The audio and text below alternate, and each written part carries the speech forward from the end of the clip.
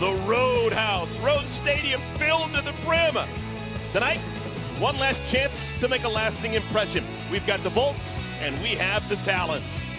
All four teams now have played 23 games on this season. And how about the Talons? From soup to nuts, they have been the best. They played 23 games and won 18 of them. We know for a fact it will be the Talons and the Bandits when the AUSL Championship starts on Saturday. The Talons will have home team advantage. Hello, everyone. So glad you found us on a Wednesday evening here in Tuscaloosa with my partner, Natasha Watley. I am Eric Collins. This has been a joyride. This has been a fantastic experience since the very first game till now. We still have the championship over the weekend, but this has really been fun, the AUSL. Yes, I can't believe this is the last regular season game, and the inaugural season of the AUSL did not disappoint. From the 19 sold-out crowds to the athletes on the field, and for all of the AUSL staff behind the scenes, making this a viable opportunity for the next generation. And it's been great to see what the Talons have been able to do. If you've never seen the Talons play this year, folks, what you needed to do was see last night's game to see what they're all about. The Talons, I mean, they get it done. Right from the get-go yesterday, Montana Fouts gets the start in her old stomping grounds with 6 strikeouts on the day. Just sets the tone. And then we have to talk about the clutch hitting. The combination between Jalen Atchelon and Maya Brady at the top of the lineup. 4 combined hits yesterday with 3 runs batted in. Just absolutely electric at the plate. And then the relief pitching by Georgina Korek, who is now your pitcher of the year, showing you exactly why by closing the door to get the W yesterday. So far this season, the Talons, a perfect 7-0 against the Volts. They've outscored the Volts by 20 runs in those 7 games. Season notes pretty impressive as well. When the Talons score first, it's almost a done deal. And when they score 6 runs, it is a done deal. Katie barred the door. Let's take a look at the lineup card for Kelly Creston's Volts. She starts with Amanda Lorenz, Sierra Briggs, Danica Coffey. We're going to highlight Sierra Romero because she had a day last night. 3 for 4, the homer and a double. Jesse Warren over at third. Mulipola behind the plate. Piancastel is the first baseman. And the DP is the national champion, former Texas Longhorn Mia Scott. That 9 will bat against Raylan Chafin. Chafin 6-1 on the year with an ERA just a whisker above 3. But Chafin's white whale is in the batter's box. Oh, my goodness. Amanda Lorenz has just worn Chafin out. Chafin going right at Amanda Lorenz, first pitch. And she can go all around the zone. She mixes it well. She will go with that curve, and that's the high percentage of the pitches that you'll see from Raylan Chafin. That's her highest velo with 66 miles per hour, but she'll change speed. She'll go with that changeup at around 54 miles per hour. 34 2/3 innings for Chafin. 15 walks, 17 strikeouts. Those 6 wins tied with her teammate, Georgina Korek, for the most in the league. Chafin may be in a good spot if she walks Lorenz. On the year, Lorenz has faced her 5 times, and Lorenz hasn't been retired. She's 4 for 4 with a walk. Those 4 hits include 3 doubles and a homer. Those are Maya Brady-esque numbers.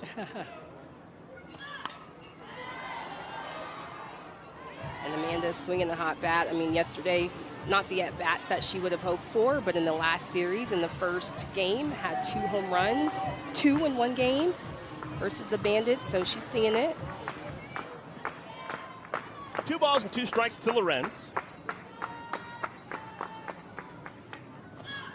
This will be the final game of the season for the Volts. They will not play in the championship. It'll be the Bandits and the Talons. But we will see more of Amanda Lorenz when the AUSL All-Star Cup gets underway August 2nd. We're going to find out the 60 players on the rosters. That'll be an announcement made tomorrow. You bet your bottom dollar Amanda Lorenz will be in that mix.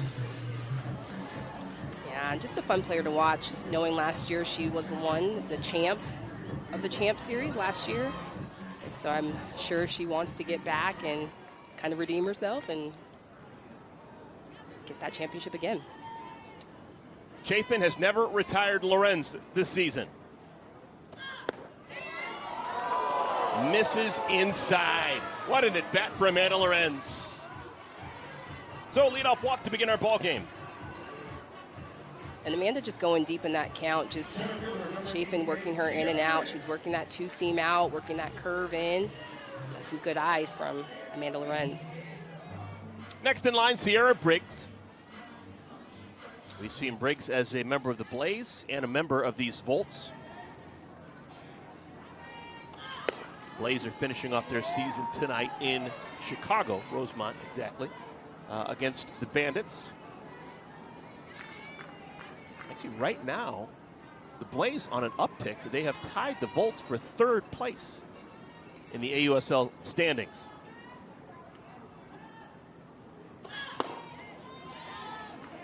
One ball and one strike to Briggs. And just a good situation to play a little bit of small ball here for the Volts. I think that the difference for them has been being able to get some base runners on, move them over, a little softball one-on-one. Lack of better terms, getting some ducks on the pond. Bunt squirts foul. 1-2.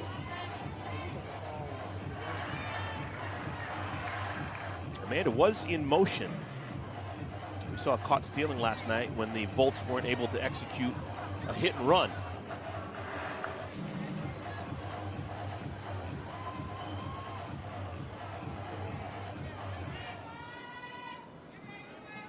Chafin wants time. This pitching staff for the Talons, the best in the league. Chafin, Fouts, Corrick, Romero. And they all complement each other so well. I mean, they all have an array of pitches, but then you have Chafin and Corrick who have a lot of off-speed, Montana Fouts, Megan Framo, your power pitchers. So they just have such a good blend of different looks.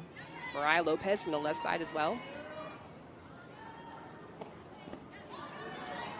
So the first two batters of the game are going to go 3-2 against Chafin.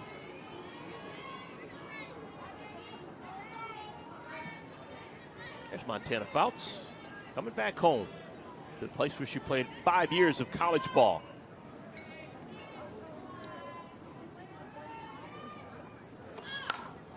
Lifted into left field. Stays in the air long enough for Jadalyn Alchin to make the play. Uh-oh, there's a dead ball. I think that's catcher's interference, possibly. Everyone's going to be safe. I think they called catcher's interference, which means that the glove of the catcher, Charlize Palacios, hits the bat of Sierra Briggs. And Sierra Briggs would take first base on that, knowing that count was 3-2. Howard Dobson, excellent head coach for the Talons, is having a discussion. And now he's going to explain things to Chafin. Okay, it wasn't catcher's interference. It was an illegal pitch on a 3-2 pitch. An illegal pitch is just ruled as a ball, which means it's a walk.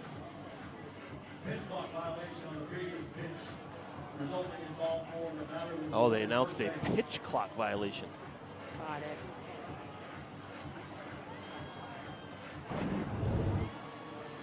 Yeah, just take a look at the clock on behind home plate. And she's got to have the pitch off by the time the zeros get there. So that's actually scored as a walk. So the first two batters of the game have walked. Here's Danica Coffey. Maybe a bunt here. Yep, lays it down, and she's struck with the ball. She's automatically out, and both runners will have to go back to their previous bases. Oh, that's a mistake by Coffey. Yeah, and that's exactly, I mean, you were seeing things going the Volts way, and Coffey's able to get that bunt down, but ball hits her out of the box. And just a little bit of a momentum shift, a little bit, going towards the Talons. Tiare Jennings is the batter. Swings and misses the first pitch. Natasha, you are one of the best bunters this game has ever seen. What's the key to bunting and not getting hit with the ball? Well, in this situation, the priority is making sure you get that bunt down. So make sure you get that bunt down, see where it lands, and then take off and run. You being safe at first is secondary in this situation, so making sure you're clear of the ball. Chafin quickly ahead of Jennings, 0-2.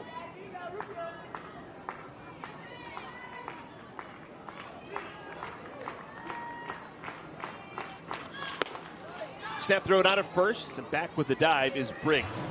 This is a very early litmus test for the Volts. Last night was a frustrating night for the Volts. They had 6 walks in the game, and not one of those 6 walks eventually came around to score. Here in the first inning, already a pair of walks. The Volts desperately need to plate one of those runners. To the third baseman, it's going to be a double play. Sidney Romero turns 2. A 5-3 twin kill, and that's Talons softball to a T. I mean, this is like cakewalk. Sidney Romero makes this play look so easy. A little 5 unassisted to 3 to end the Volts threat.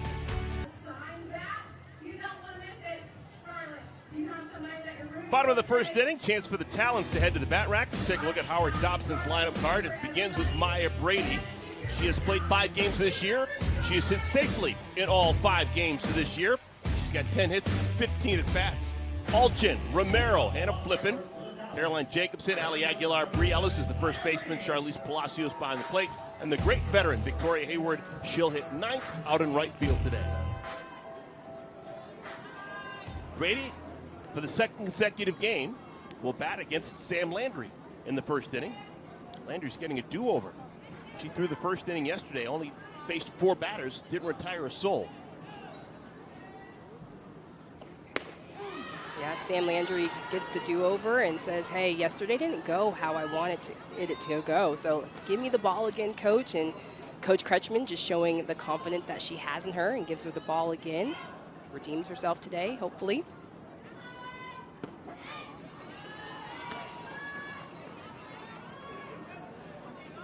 And with 36 innings pitched, 1-5 record on the season. She's got 20 Ks on the season. And what she does so well is she moves the ball around. You'll see her go to that change. Her drop goes about 68 miles per hour. She can get that going up high, as well as her screw as well.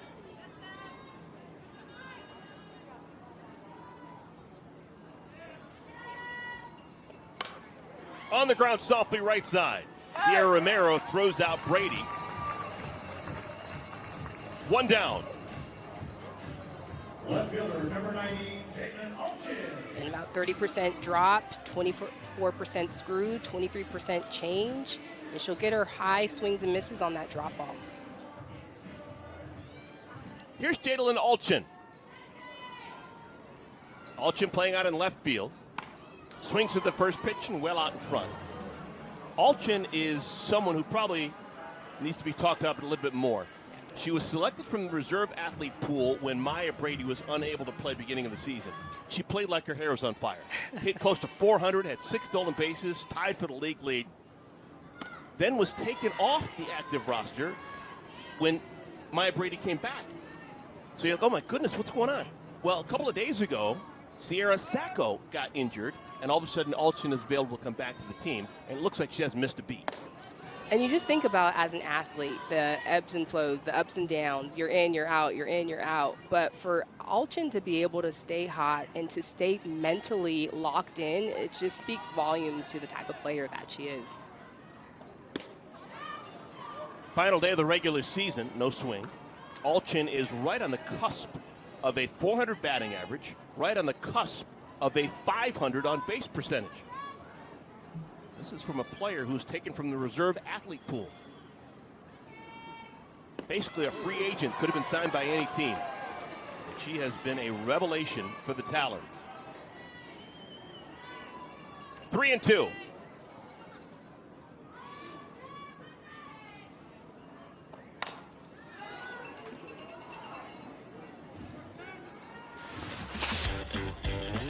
Her batting average at 396, like you said. She's scratching 400, but it's the on-base percentage, 482, slugging percentage, 604.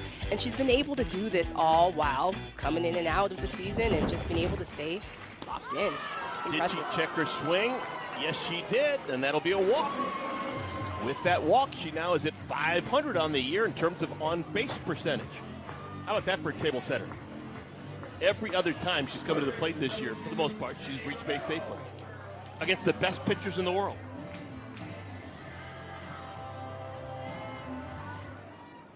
Here's Sydney Romero, as always, without the batting gloves. Last 13 at-bats for Sydney. She's got 8 hits. She's raised the batting average up to .312.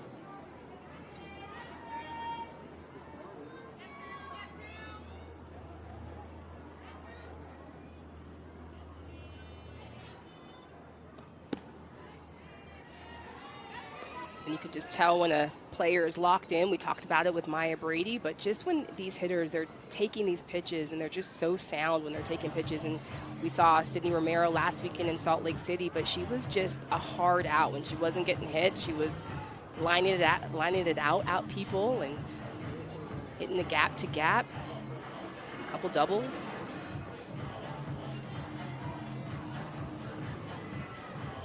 Two 2-0. Romero in the driver's seat.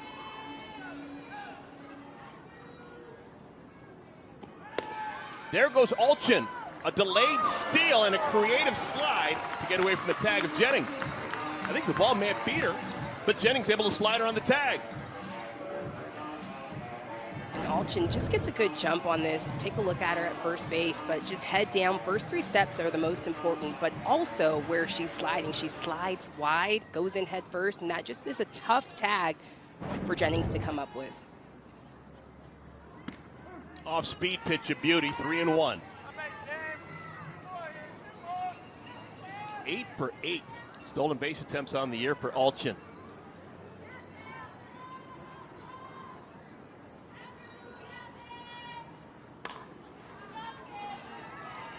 That number of steals, just to put it in perspective, Olchen has 8 steals. The Volts as a team through 23 games have 6 steals. And that's the difference. That is the difference right there, is putting runners in motion.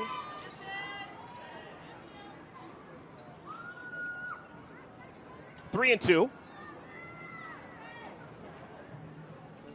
Team stolen bases. It's the Bandits with the most. The Talons have 12 steals as a team, 8 of them from number 90. It's impressive. And not to mention that she's missed some games. She's been in and out, and just what an impact player she's been for the Talons.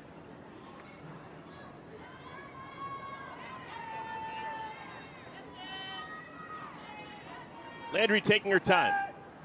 Here's the 3-2. Lifted into center field. It's going to be playable. Briggs, 2 down.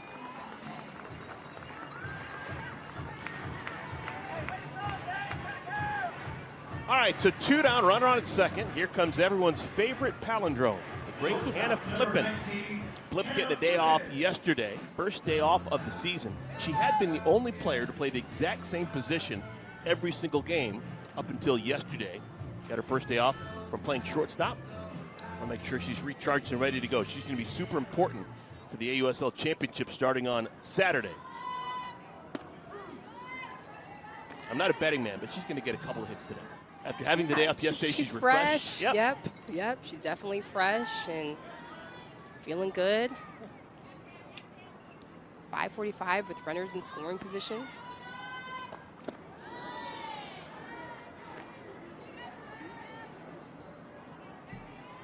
The pride of San Diego, California. Played 4 years in the mountains at Utah.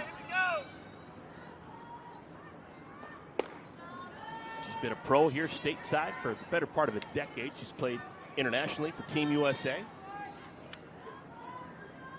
Just a grinder who's having a season.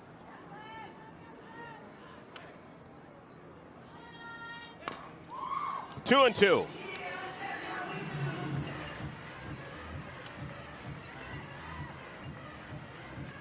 It was fun last weekend to get to see her playing on her old stomping grounds in Salt Lake City when we were in Utah. And it feels like she was just letting it loose there too, very comfortable. That's now the 3rd consecutive batter that has gone to 3-2 against Landry. He's already thrown 22 pitches here in the first inning.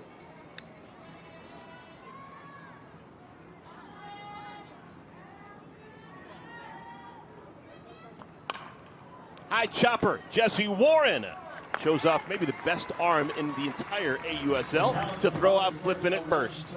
Side is retired. To the second we go.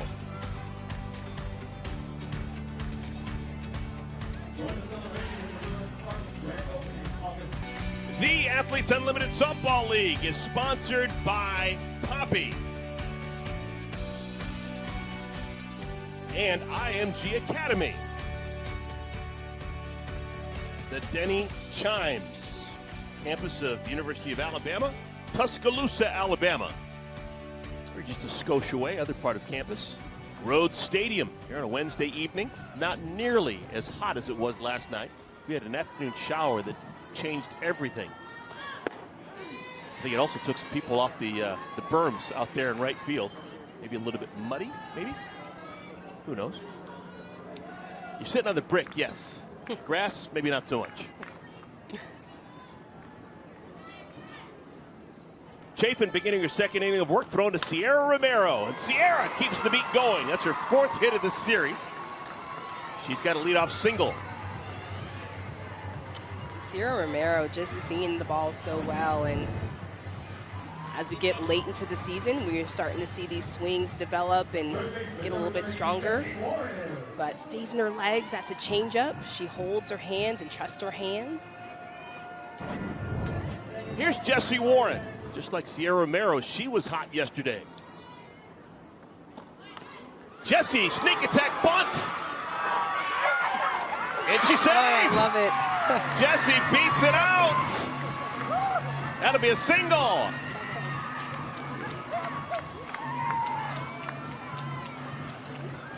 Don't expect that out of Jessie Warren. Hey, but we've been talking about it. The Volts, they need table setters. And, hey, Jessie Warren's like, hey, I'm here to give it up for my team. That's the great place to put that bunt in middle of no man's land and just legging it out. Table set for Deja Mulipola. You got Sierra Romero at second, and you got the smiling Jessie Warren on at first. Hey, hit's a hit. Hey, I'll take it. If she keeps on keeping on, she's got a chance to hit 300 this season. Needs probably another hit. And I think if she goes 2 for 3 today, she could get there. We'll do the math pretty soon. Deja Mulipola, 190 batter on the year. 2 homers, 5 runs batted in. Starting catcher for the Olympic team, 2021 Olympics. She is some kind of strong. She's been starting to come into her own as well. She had 2 home runs last series versus the Bandits as well. And again, a lot of these hitters, as the season goes on, they're starting to feel their swings, feel their mechanics. Lifted in the air, foul territory, and no one can grab it.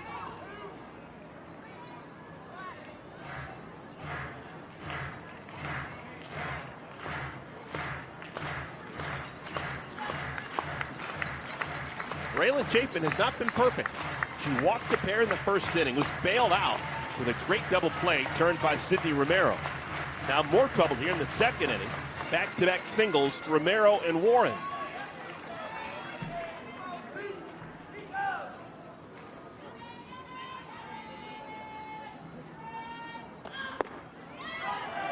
Two and two.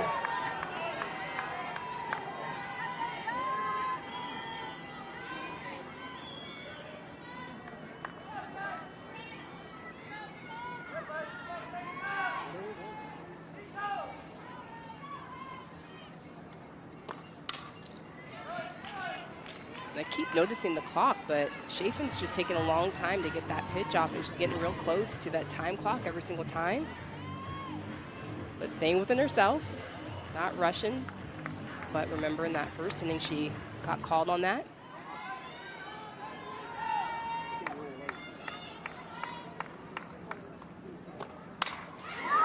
That'll make it through, a single. Here comes Romero being waved around third. There will not be a throw, and it's an early 1-0 lead for the Volts.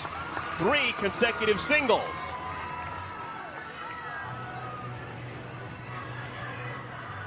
And Deja Mulipola just says, hey, pass the bat, just feeding off of that Jessie Warren bunt. that Sierra Romero hit and says, hey, let's keep this thing going. But take a look. This ball is hit up the middle. Maya Brady, this ball takes her to the right a little bit, but just knowing the speed of your runners, knowing that Sierra Romero doesn't have a lot of speed, she immediately, just with the play of the ball, goes to 3, but maybe May had a play at home. You never know. Howard Dobson talking to the entire infield. This is an important tune-up game. They're definitely going to be the #1 team throughout the regular season. They've got home team advantage when the championship starts on Saturday. But you want to go into postseason play playing crisp team softball. And this has been anything but a crisp start for the Talons.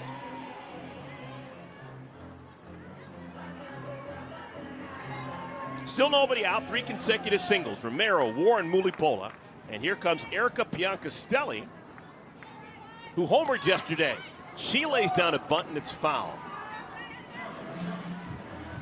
And you see a whole different Volts team today, just trying to make something happen, just trying to figure out ways to put the ball in play. Like your big hitters, Erica Piancastel hits a home run yesterday. Jesse Warren as well. Both just trying to put the ball in play, showing bunt, trying to make things happen.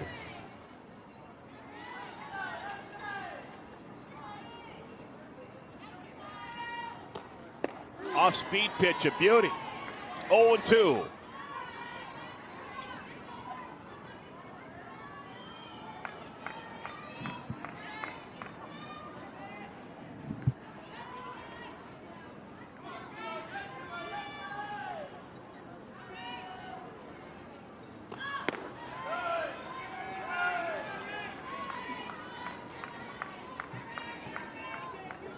Eighth-round draft pick back in the spring, Erica Piancastel. Played at McNeese State, set all kinds of home run records there.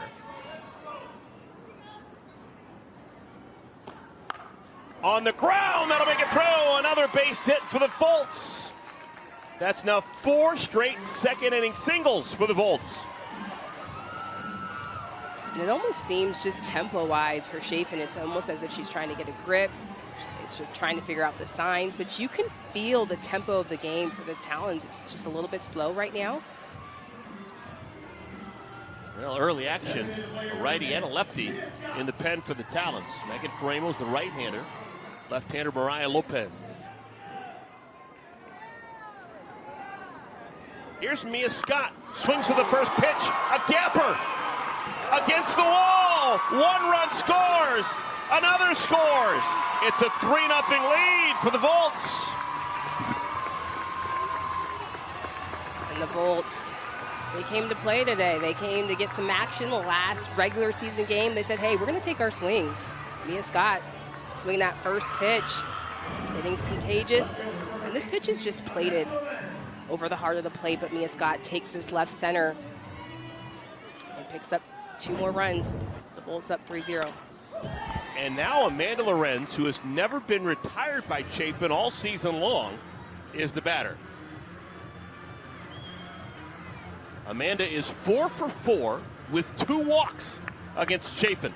One of those walks happened back in our first inning. Of those 4 hits, Amanda 3 doubles and a homer against Chafin. There's a base open, but at some point, Chafin's going to have to start getting some outs. 5 straight hits in the inning. 4 singles and then the double by Scott. If you break it down, Chafin's really only retired 1 batter. She got it out in the first inning when Danica Coffey basically stepped on her own bunt in fair territory. That was an out. And then she got the double play to get out of the inning. But she's been in scalding hot water really from the jump. Yeah. And it looks like she's trying to figure it out, and it just something seems a little bit off. And again, it's going back to that clock, and she's just taking a lot of time in between pitches of just trying to get the grip. Now, the Talons will have 2 days off, tomorrow and on Friday, to get ready for the championship on Saturday. So it should be all hands on deck, you'd think. A lot of pitchers available for Howard Dobson.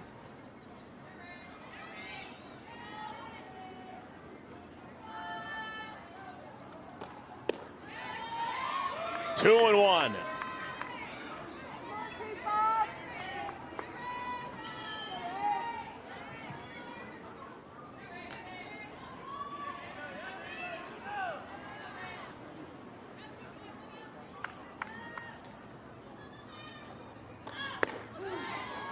2-2.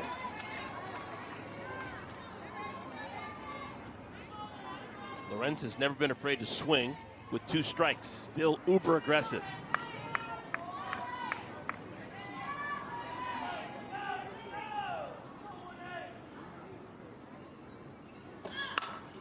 To third. Romero gets the first out of the inning, throws out Lorenz at first. Both runners have to remain on their bases.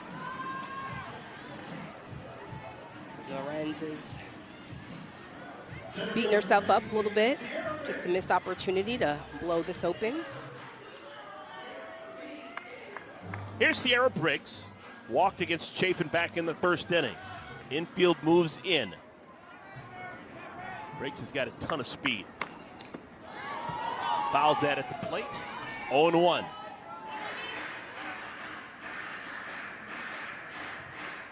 And again, a good opportunity for Sierra Briggs. Looking something right side. She can move her feet. She's got some speed.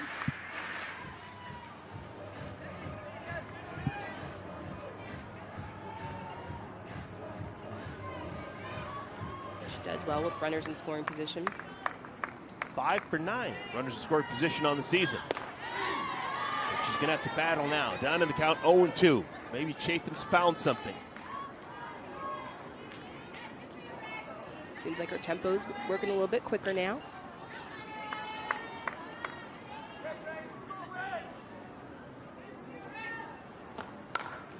Lifted into left field. Alchin makes the play. Piancastel will score standing. It's a 4-0 lead for the Volts. Sacrifice fly for Briggs. RBI number 6 on the year. And just some good base running all around. Piancastel. Seeing Alchin moving away from her.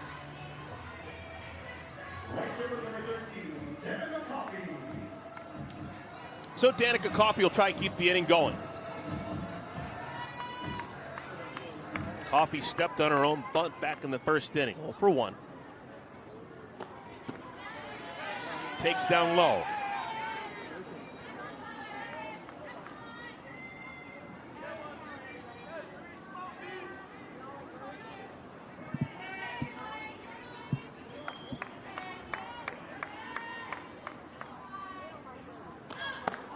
It's super unusual. The Talons have played the Volts 7 times this year. They've shut them out 3 times. But they've won all 7 of those games. It's been rare to even have the Volts leading at any point in the game, let alone up by 4.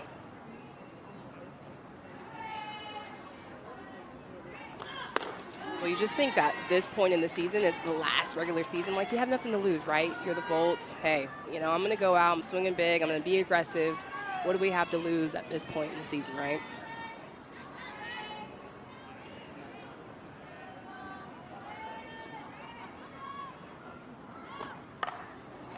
High drive right field, hit fairly well. Victoria Hayward makes the catch on the edge of the warning track. The Volts just coming out with fire and electricity. It's starting with that Romero hit. They pick up 4 runs in the second. They've got a big lead going on the Talons.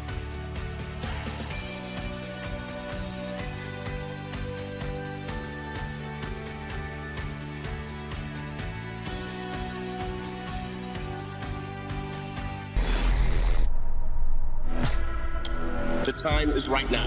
Get ready. It is going to be legendary. This is what this first year is all about, forming rivalries.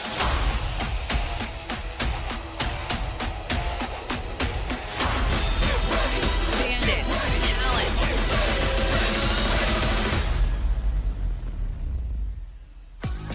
It all begins on Saturday, the inaugural AUSL Championship. We know it's going to be the Bandits. We know it's going to be the Talons.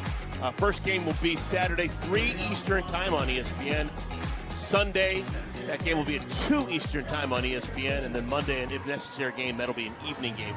All 3 of those games played right here on this field in Tuscaloosa. Sam Landry begins her 2nd inning of work. Landry was not exactly perfect in the first inning, but she wasn't scored upon. she only threw 47% of her pitches for strikes. When you throw less than 50%, you're just asking for trouble. Yes, and she wanted a better start, but definitely using her defense a little bit more. A lot of ground outs, 2 ground outs. She got Brady grounding out second base, her first out. She's facing Caroline Jacobsen, then Aguilar, and then Ellis. Jacobsen, the former political science major at Duke. Good golly. What's that all about? She was at Duke playing for Marissa Young between 2019 and 2022, and then decided she wanted to spend 1 more year in college. Stayed in the same conference, the ACC, moved over to Clemson.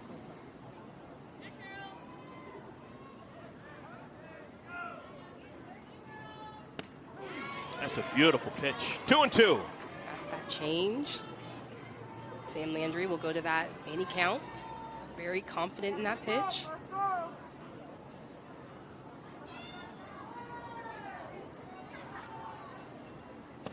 Swung on and missed. Off-speed pitch. Jacobsen well out in front. First strikeout of the game for Landry. And just the speed differences from Sam Landry's hard stuff to her slow stuff. That's a 58 miles per hour changeup after leading that at bat with some 65 drop balls. And so Sam Landry just being able to switch speeds is what makes her so effective. Here's Aguilar. She's retiring at the end of the weekend. She will not play any more professional softball. This is someone who has meant so much to the softball community. All-American at Washington, played for Team USA, former Olympian, silver medalist. This is going to be it. Yeah, Allie's had such a tremendous career. It was nice to see her get that start at shortstop. Seeing her play there, that's where she played her whole college career.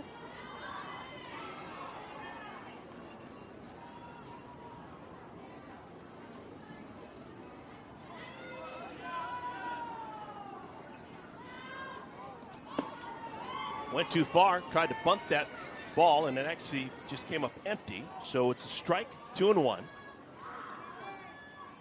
Look at where Jessie Warren's playing. On Allie, just fairly deep. Another good pitch, 2-2.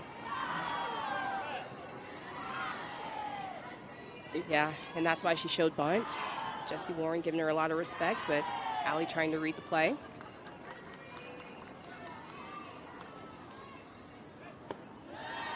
3-2. Aguilar from Sacramento, California.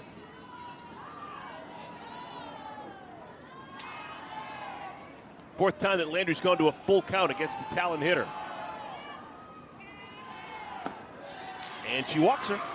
Aguilar, second walk allowed by Landry.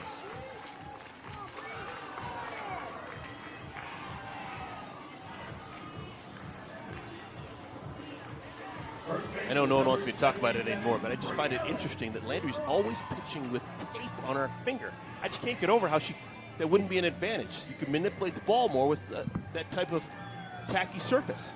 Yeah. But I've talked to umpires. It's totally fine. You do what you want to do.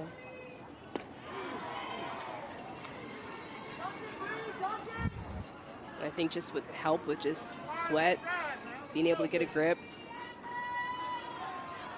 Here's Ellis. Played at Auburn, played at Arkansas.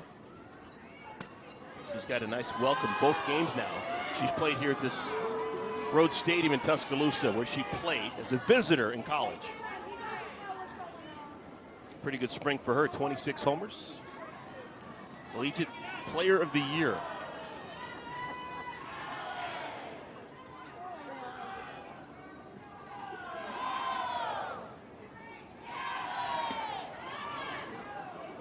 No swing.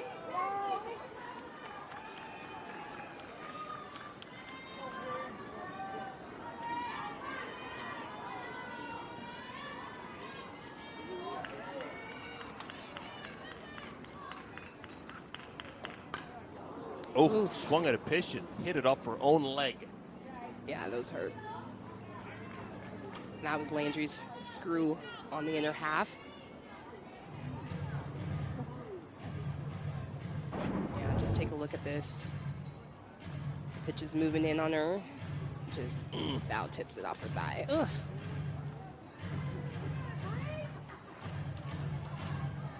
Oh, that hurts. Yeah, I have done that before, and I'm here to say that that does not feel good.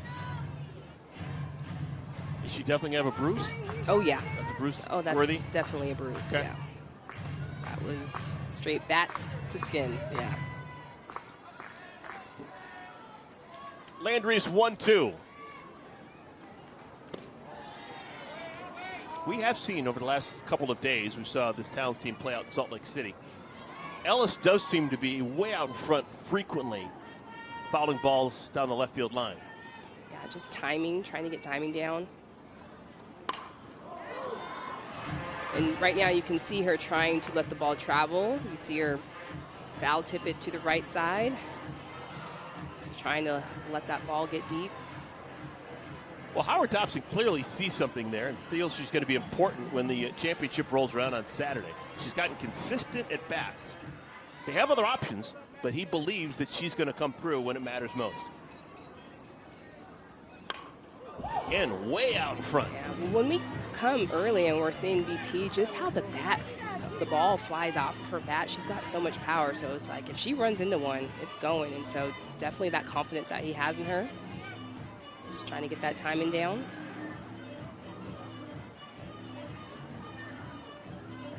Landry's thrown 41 pitches.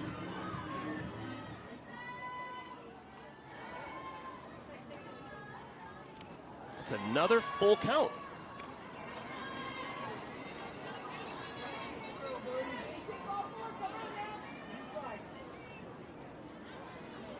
Eight pitches already thrown to Ellis. Here comes number 9. 3 balls, 2 strikes. 1 out, Aguilar, the runner on at first. Oh, my goodness, a painful at bat for Bree Ellis.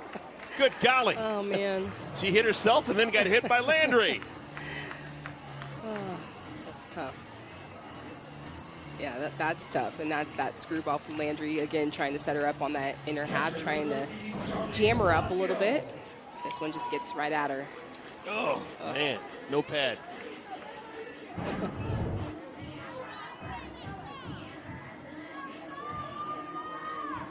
Next in line, Charlize Palacios.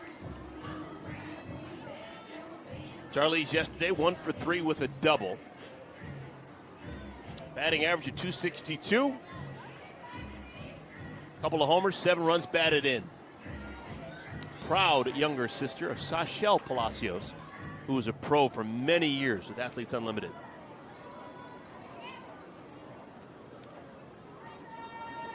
Very different players, though. Sachelle, lefty. Charlize, right-handed. But both catchers. Yeah, and great catchers, too. I think just great leaders. Even talking to Charlize yesterday, I said, hey, are you bossy? No, I'm a leader. I'm like, okay, I hear you. I stand to be corrected. But she is, and she calls such a great ball game back behind the plate. Her sister as well. Great catchers.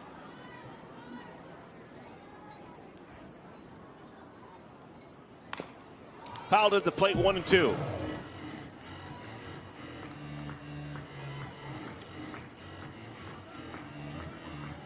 Sam Landry's now thrown 46 pitches, and she's still kind of underwater. She's still thrown more balls than strikes. Well, now she's dead even, 23-23.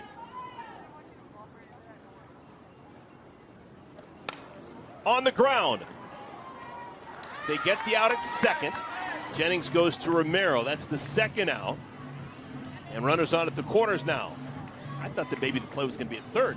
Yeah, I also did too. But just knowing the speed of your runners, you know, you had Bree Ellis on first. Not as much speed as an Ali Aguilar. So I like that decision from Tiare Jennings. Is Tiare making that decision on her own, what she sees, or is someone yelling at her? I think a little bit of both. I think Sierra Romero did a great job of saying, hey, 2-2-2, you have a play here. So being loud, communicating. Here's Victoria Hayward. Vic has been playing for a long time. Bronze medalist in the Olympics 2021, playing for Canada. She's born in Toronto, Ontario. Raised in California. current head coach at Nevada, had a great first season coaching the Wolfpack. Conference Coach of the Year. She's going to spend more time doing that in the years to come. This will be her final summer of professional softball playing.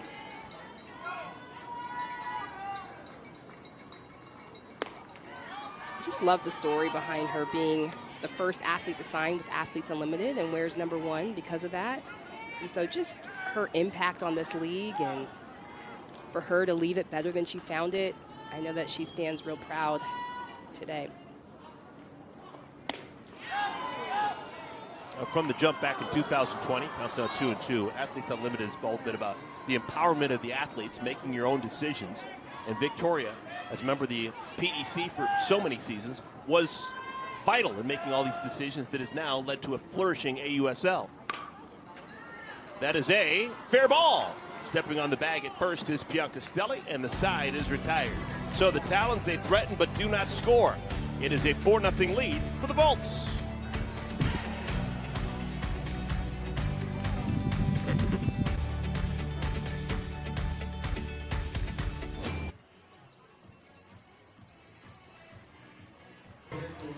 Welcome back, everyone. We've made it to the third inning officially. The Volts leading the Talons 4-0. There was a little bit of a delay in between innings. The Talons actually had a coach's challenge asking whether or not that was a fair or a foul ball.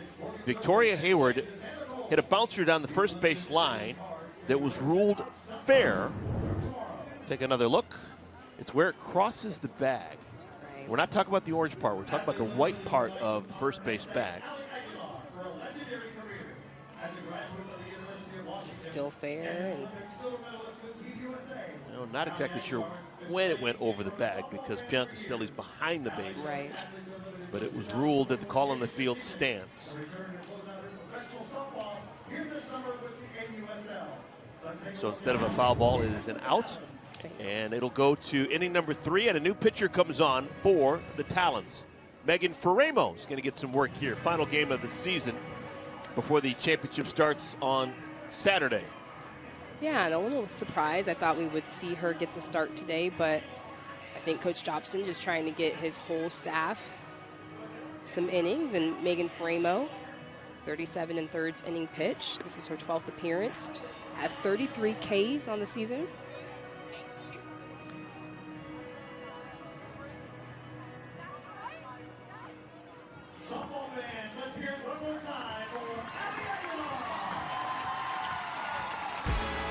Held at WNBA, presented by Google. WNBA countdown coming up at 2:30 Eastern time on Sunday, followed by the game Sunday 3 p.m. Eastern time. The Fever sure hoping that Caitlin Clark can be back for this rivalry matchup against Angel Reese and the Chicago Sky. Coverage tips, WNBA countdown, 2:30 on Sunday.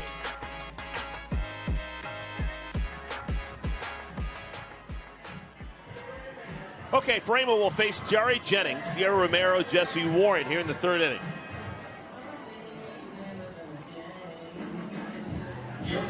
Natasha, maybe a chance for Megan Ferramo to earn some innings once we get to the championship, if she can have a 1 and 2.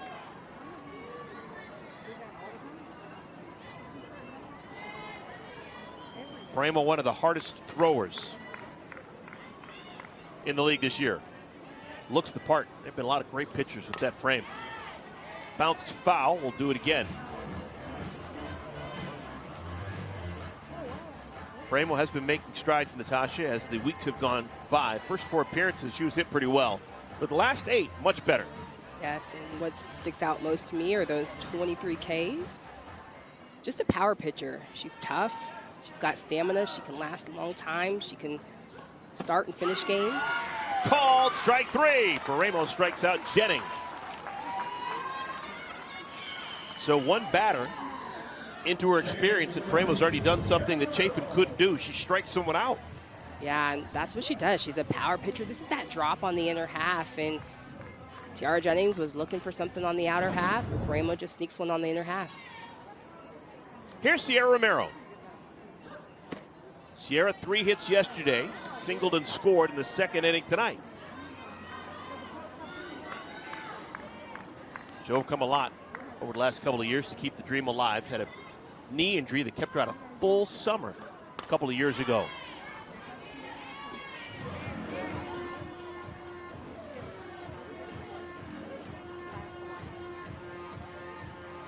I always think it's interesting when you have people who come from the same place who do things totally different. We see Sierra Romero. She's got every pad available. She's got batting gloves on both hands. She's got a sister who's playing in today's game. When she comes to plate, no pads, no batting gloves, no nothing. Just polar opposite. I love the things that you notice. That is true. To each his own. Everyone's different. Yeah, Sierra's got sleeves on. She's got the towel in her back pocket. Her sister's got no sleeves. Yet they come from the exact same spot.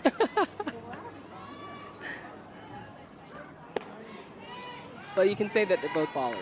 No doubt. Both ballers.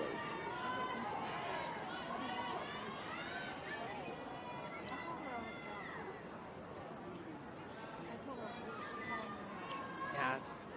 I don't know. No sleeves. The no batting gloves for the Sydney Romero. That's what throws me off. I definitely would need some batting gloves, especially in this humidity. I feel like I would be throwing my bat. 3 balls and 2 strikes. Batting gloves really didn't become a thing until the late 60s. I'm just talking about the baseball world. Ken Hawk Harrelson was the first guy to wear a batting glove in a Major League Baseball game. And it was actually a golf glove that he wore because he had blisters from golfing 36 holes earlier in the day. Romero strikes out, back-to-back strikeouts for Ramo. Welcome to the ball game. And this is the power pitcher that we're used to seeing.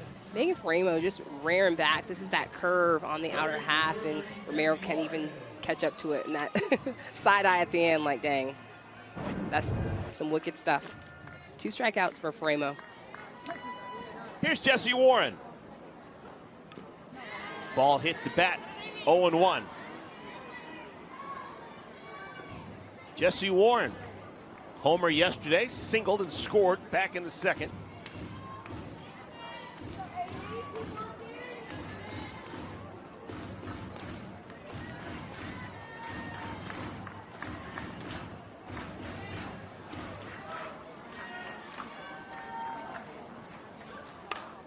Right back through the middle. 2-out single for Warren. And now all of a sudden Jesse Warren has a real shot of hitting 300 on the year. She's knocking on the door. We'll be talking about that a lot next time she comes to the plate. She's at 305 right now. She'll need to get a hit to keep the batting average over 300. Just finding different ways. First at bat, puts down a bunt. This time squaring up on it. Here's Deja Mulipola. Singled, drove in a run, and scored. That was last inning against Chafin. 0-1.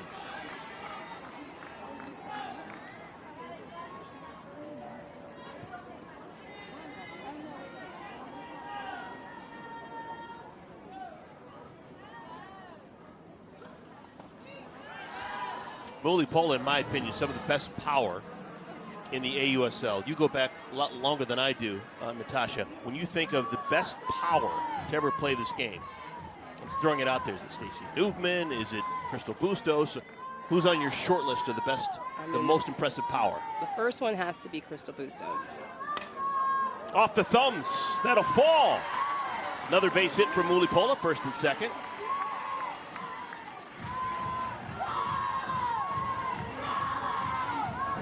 This is a screw coming in on Deja's hands, but Deja just got some quick hands. Is able to get that bat head out in front. And 2 back-to-back hits, runners on first and second. I do think it's great that you mentioned Bustos because among softball players of a certain generation, she still has the most respect and awe. It's crazy how people revere Bustos. Yeah, and I think it's just the effortless power that Bustos had. I mean, it didn't matter how you pitched her. I've seen her hit a ball bounce in the dirt. I've seen her hit it over the fence. I've seen her tomahawk chop one over her head, and it doesn't matter where it was. Just able to hit to all field. They were funny all the time, and just the things that they would talk about, do. They were up early, both early birds, getting their coffee. 1-2 pitch to Piancastel is a whisker outside.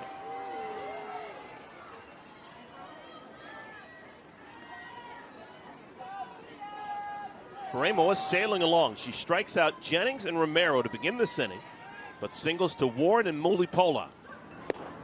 Called strike 3. When it's all said and done, Romero strikes out the side. 3 punch-outs for number 80. And Romero just comes in and is throwing smoke today. 3 strikeouts to strike out the side to put out the bolts.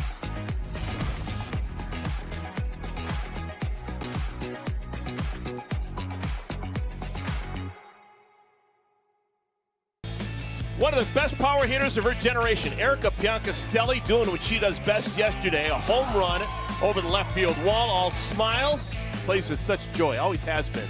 Piancastel wearing a microphone.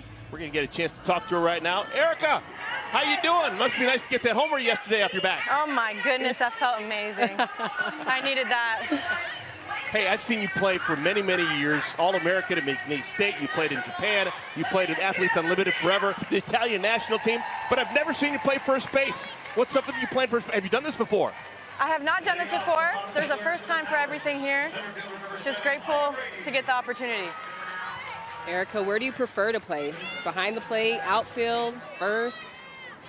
I'm not gonna lie. I like them all. I won't tell. Right now, catching. Catching definitely is my go-to. I love to catch. I love to have that connection with the pitcher and call a game. It's mentally draining, but it's definitely everything that I've worked so hard for, so I love it. Maya Brady is the batter. Yes, Sam. It'll be Brady, Alchin, and Romero batting against Sam Landry.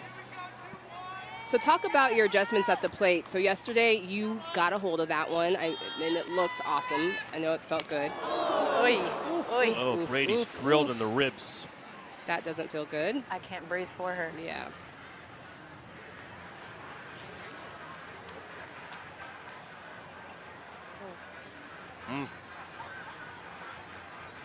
So Brady reaches base for the 6th consecutive game, but she does it the hard way. Romo. Romo.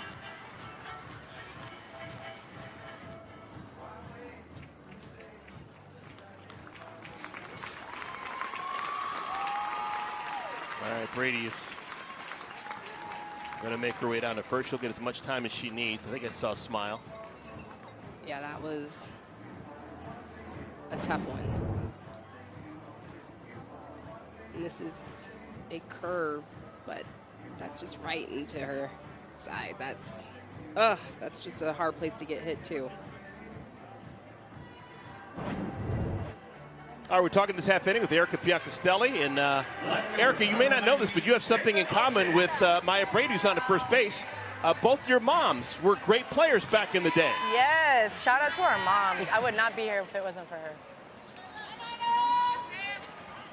Give us a sense of what your mom was as a player so people at home have a better idea. Man, my mom, she was definitely a leader. She was very talkative, loved to have that connection with the pitcher. She was a catcher as well and a third baseman. And she loved the game so much. And I think if there's something to remember about my mom, it's the passion you saw. Possible double play, there's one! On to first, not in time. Alchin safe at first. Yes, yeah. Just the passion that my mom brought to the game every single time. And she played in the Italian national team just like you did as an Olympian. She did, 2000 Sydney Olympics. It's amazing. Erica, you're doing a great job at first for never have ever played first before. I'm impressed. I really appreciate that. Keep me going. I need that. What's been the biggest adjustment at first base for you? I think just getting ground balls. Okay. I haven't gotten ground balls in a minute, but okay. I'm ready, you know? Just put my body out in front. As a catcher, I think I'm just going to start blocking balls if I get them. Do you need your catcher's gear at first base? No, I'll take one for the team. Hey, just curious, you're clearly the best player that ever played at McNeese State, and you've come on and you've played internationally, you've played professionally forever. Why was McNeese State the school you wanted to go to? Why did you decide to stay there for as long as you did? McNeese was one of the first offers I got, and I was very new to the recruiting world and didn't. Sydney Romero drills it off the wall. Extra bases. Romero on her way to second. They're going to send Alchin. The throw not made. And it is a 4-1 game. Give the RBI to Sydney Romero, who keeps on keeping on. Hey, good, Sam. And Sydney Romero sits on this changeup, just yanks this thing. And this is a hard hit right off the bat. And Alchin is just moving. Right off the bat, she knows she has the opportunity to score, but Sydney Romero getting some momentum going for the Talons. Talons are down 1-4. That's actually the first hit allowed by Landry. Yeah, Sam. Yeah, Sam. And it took You look good, 2-1. a whole bunch of pitches, 60 pitches before she allows a hit. Just didn't seem that way because she had a hard time finding the strike zone. Here's Hannah flipping.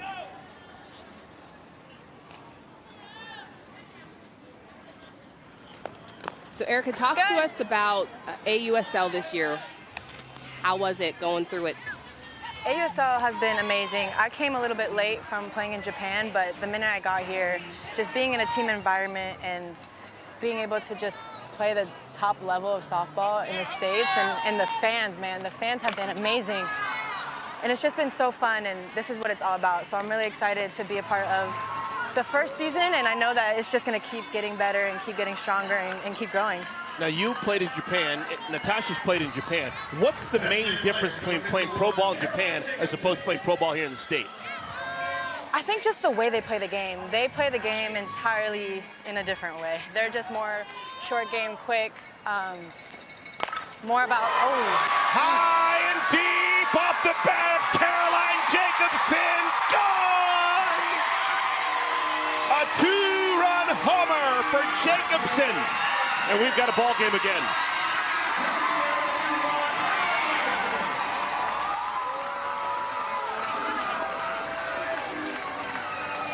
Third homer of the season, RBIs 15 and 16 for Jacobsen.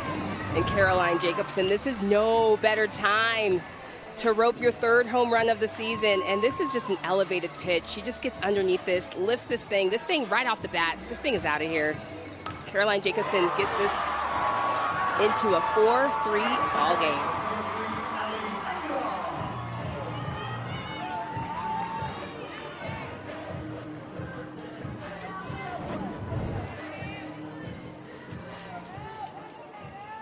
So the Volts score the game's first 4 runs. The Talons come back with 3 here in the bottom of the third. Here's Ali Aguilar.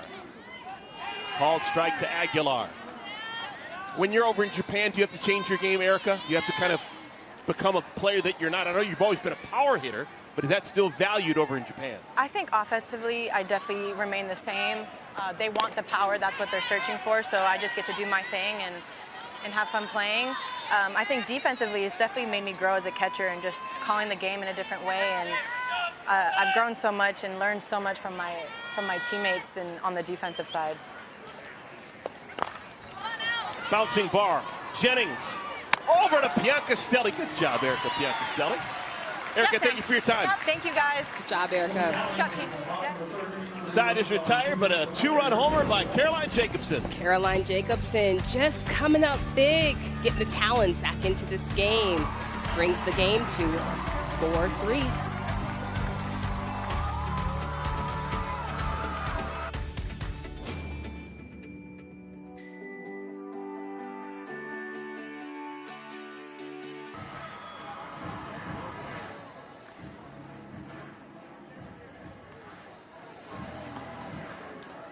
Top of the 4th inning, it's a 4-3 lead for the Volts on top of the Talons. Final day of the AUSL regular season. Volts season's done after tonight. The Talons will go on and take on the Bandits in a best of 3 over the weekend with the AUSL Championship here in Tuscaloosa.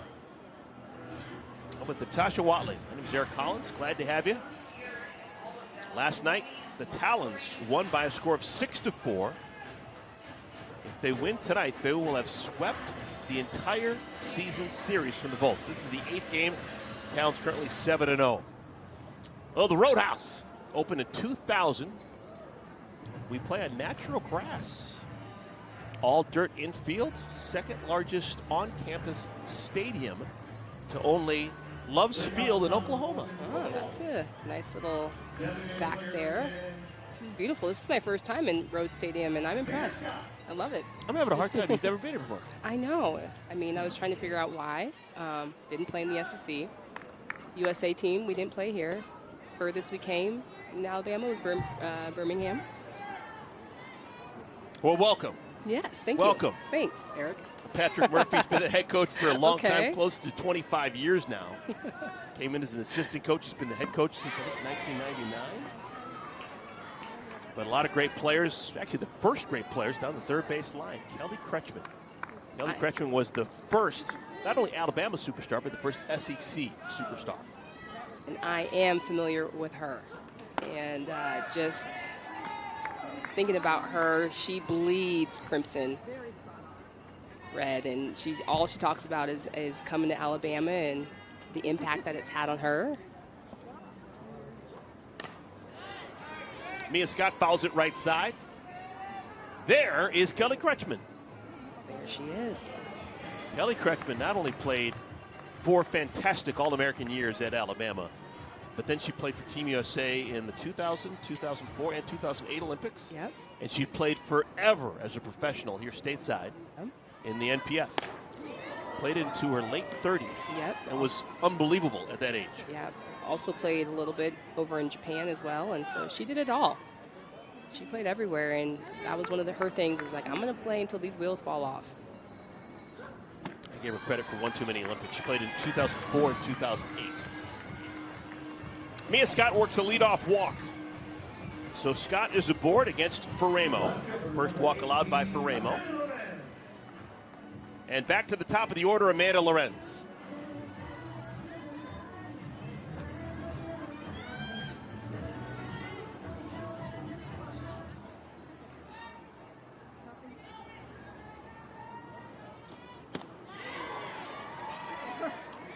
Amanda Lorenz, I like the aggressiveness, coming out swinging, especially facing someone like Ferramo. You know, she throws a lot of pitches for strikes. She comes right at you.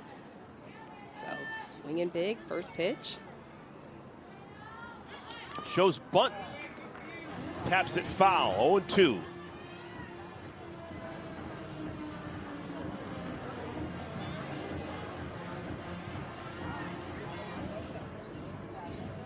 Amanda Lorenz will be one of the 60 players announced tomorrow when the full roster for the AUSL All-Star Cup is announced. The All-Star Cup takes place in the month of August. It'll be that same wonderful algorithm, scoring system that we've had for many, many years, trying to identify one individual champion. Last year's individual champion was Amanda Lorenz. Another previous champion is behind her at the plate, catcher Deja Mulipola, a couple of seasons ago.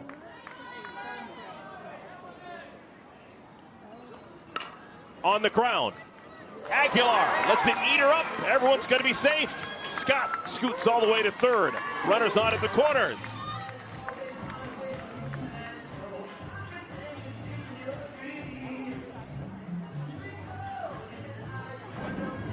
And this is a funky hop. Amanda Lorenz just top haps this, and this has got some top spin. But always got my money on Ali Aguilar, and I know that she knows that she feels like she can make that play. And that's Nair on 4. So runners on at first and at third, and Sierra Briggs next in line. Briggs doesn't have an official at bat. She's walked and driven in a run with a sacrifice fly. Called strike 1 to Briggs.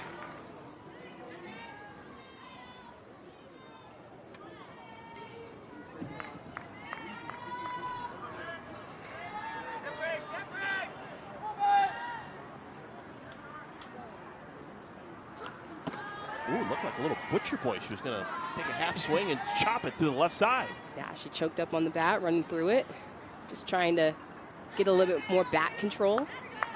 Caitlin Lowe used to excel at that. Yes. And do it again. I need Framo to give her a strike. I want to see that. And her goal on this, when she's running through the box and choking up, she's just trying to put bat on ball. You can see right now Hannah Flippin is covering second on a steal on a first and third situation. So trying to get something in that 5-6 hole. 2-2.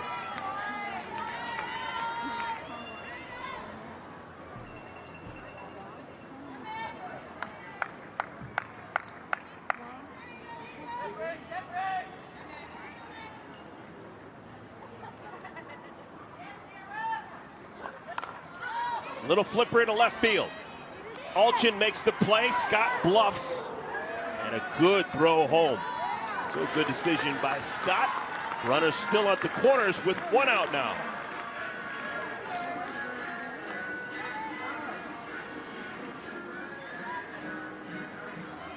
Ramos now faced 8 batters. This would be the 9th. Danica Coffey is the lone Volt in the lineup, yet to face Ramos. 0 for 2 is Coffey.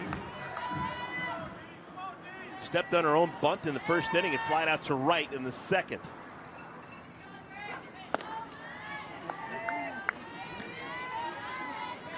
And both Briggs and Coffey are 2 athletes that can run through the box, but Coffey making the decision to stand in. This is a good hitting situation.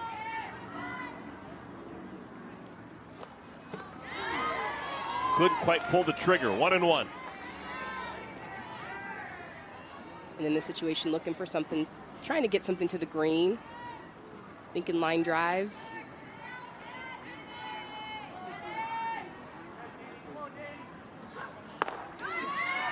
Another good strike.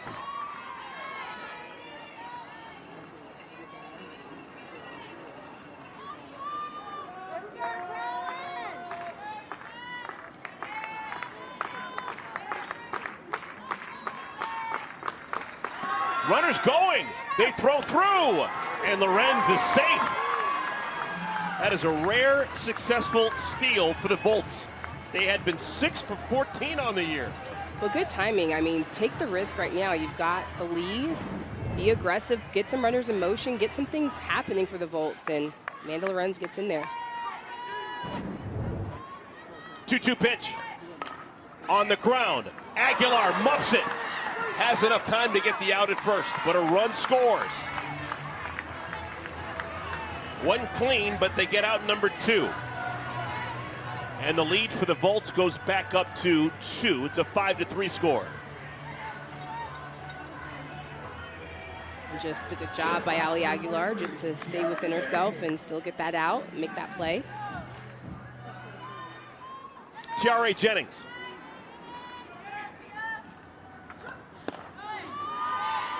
Jennings has been up twice and accounted for 3 outs. Hit into a double play in the first inning and struck out looking against Ramos in the third.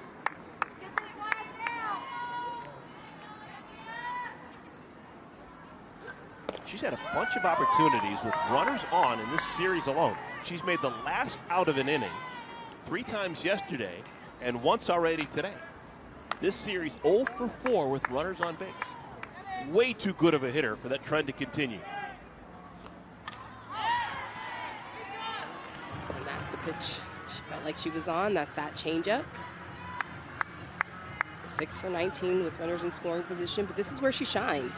So definitely the person, if you're the Volts, that you want up to the plate.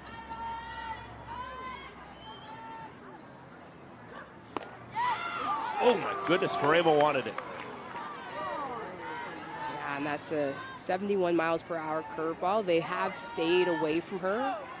Tiare Jennings, not letting her get anything extended on her hands. Driven to right field. Hayward ambles back, makes the play. So a run scores, and the Bolts lead back up to 2. 5-3 is their lead. When we come back, we will talk about end of the season awards. We're handing out hardware when we come back to Tuscaloosa.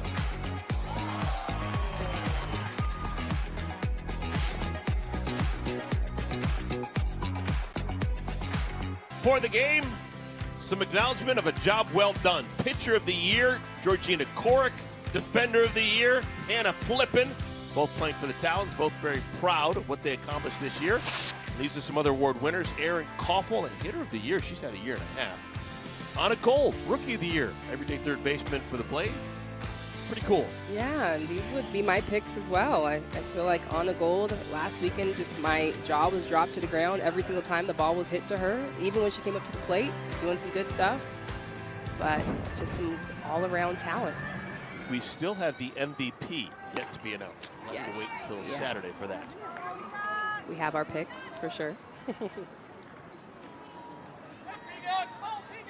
New pitcher coming into the ball game for the Volts. It's Piancastel. Second consecutive day we've seen Gachel. Right-hander from the University of Tennessee. And Gachel, she's got a quick tempo, but won't beat you with velocity. She'll move that ball around. We saw her yesterday, and she go with that off-speed curve as well. She's got her curve. That's her highest velo pitch. She'll throw that at about 63 miles per hour. But she'll mix that, her curve and her off-speed. That's a lot of relief innings. 41 innings out of the pen for Gachel. Kelly Kretschmann, just got to love that. Are you available? Yes.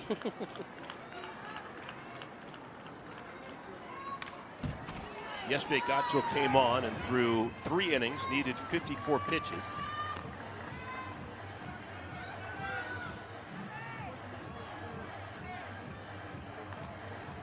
I like it.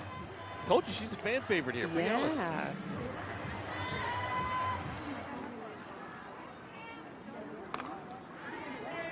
Again, one of those foul balls from Ellis that goes directly to the left. Yeah, just way out in the head. But again, like I said, Gottschall is just a little bit slower speed than Sam Landry. So that spinny backdoor curve. Got to let that travel.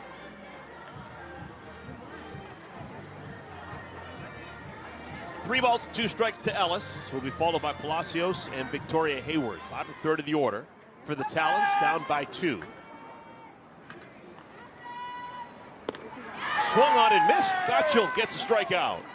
All right, let's talk about the all-defensive team here in the AUSL in 2025.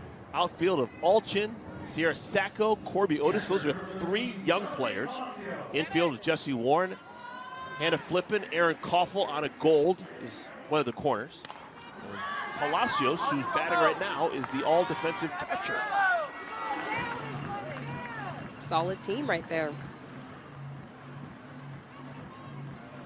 And just Palacios just had a great year behind the plate. Jessie Warren, we talk about her. She's a human highlight reel and has done this over a period of time, right? So just, of course, she makes the defensive team. And Hannah Flippin also making some great plays all season long as well. I can't tell you how many times over the years that the best pitcher in the league has also been the pitcher of the year defensively. If you can defend, it makes such a massive difference in the circle.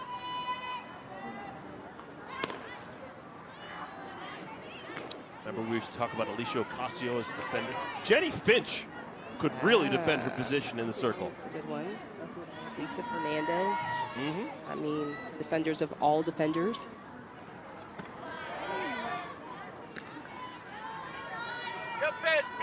Ball and 2 strikes to Victoria Hayward. Vic bounced out to the first baseman to end the second inning. To third, Jessie Warren from her knees. How do you do? Perennial member of the all-defensive team at third base, Jessie Warren. And just showing us her all-defensive plays, just doing Jessie Warren things, just to her knees, makes the out, no big deal. It's a stop.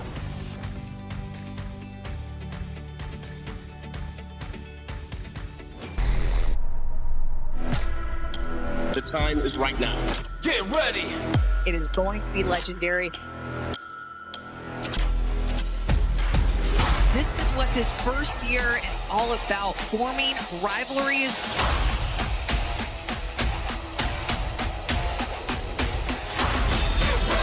Bandits, Talons.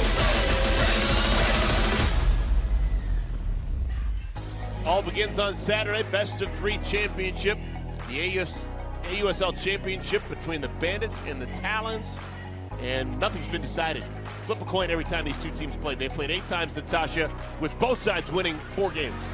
Yes, and I think this is going to be the series. This is going to be quite the matchup. Just so similar in their numbers, batting average. Talons at 295 and the Bandits 308.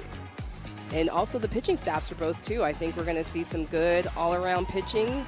I don't know if we'll see a high offensive scoring games throughout the series. Well, the Bandits have a couple of questions. There's some worry about Skylar Wallace, who has been one of their best defensive players and one of their better hitters. Had to leave the game yesterday, game against the Blaze. Not in the lineup today as the Bandits finish off their regular season. We don't have an update on her health. But Wallace putting up just incredible numbers on the best hitting team in the league. This is Sierra Romero. Wallace on the year, 390 batter with 6 homers. But her availability to play over the weekend's in question. Yeah, and just a huge loss if they are not able to have Wallace over the weekend, and just the impact that she's made this season for the Bandits.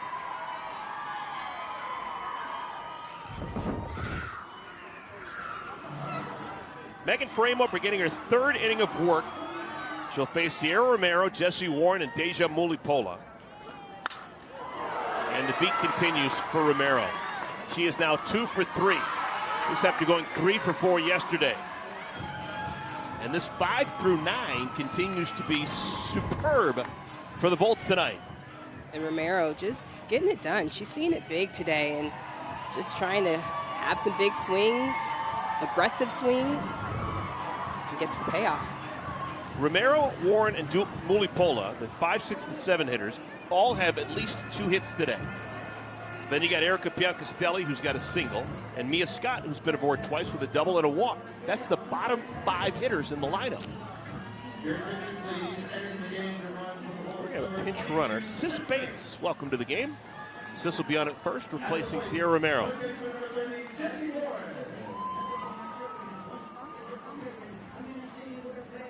Here's Jessie Warren.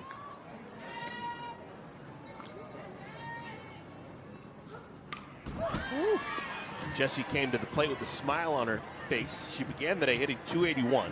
She took a peek out in that left field scoreboard and found out she's hitting over 300. She's got 2 hits today. Her 3rd straight multi-hit game. Getting hot at the right time. And she's batting 305. Gets past Romero. Another hit for Jessie. A 3 for 3 day for Jessie Warren. Yes, and this second time that they've had back-to-back hits, her and Sierra Romero, but this is the changeup. That first pitch, she was on it. Megan Framo decides to go to that changeup, but Jessie Warren just seeing it big, staying in those legs. 3 for 3 on the night. Batting average now at 317 on the year. Here's Deja Mulipola. Any chance she bunts? I'm not putting it past anybody right now. After seeing Jessie Warren leg one out in the first inning. Sorry, the second inning. 2 for 2.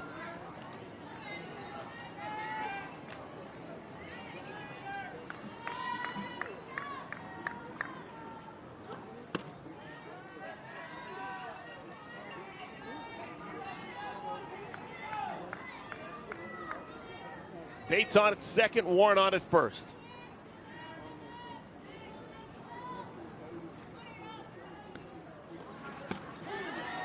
Two and one.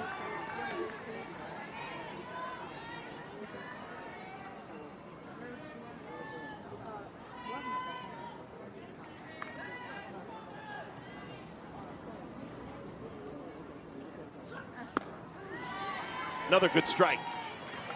That's that curve. Ramos staying away.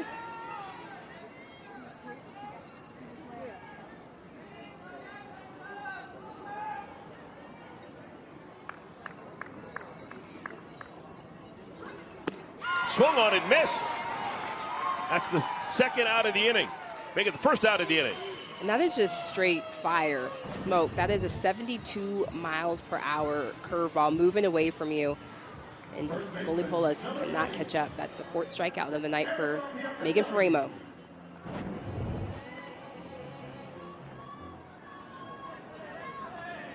Erica Piancastel.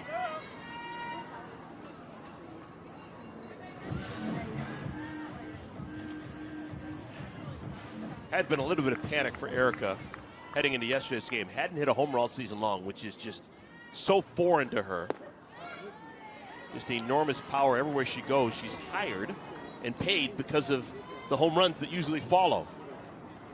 Finally got one yesterday. And I can feel when she said, that felt so good. I mean, that ball off her bat, I feel like that could feel good. That could be contagious.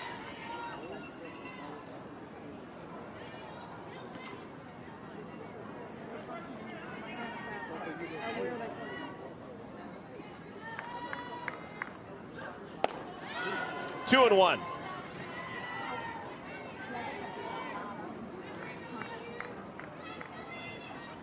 Final game of the season for the Volts Talons. 2 days off, then they'll play the AUSL Championship beginning on Saturday. Off speed, misses high, 3 and one. Just Megan Framo changing her speeds right now. Her hard stuff, she's hitting about 70. That changeup we saw was just a 57, 58. Just the difference in between her hard and her slow stuff, very difficult for hitters. 3 and two.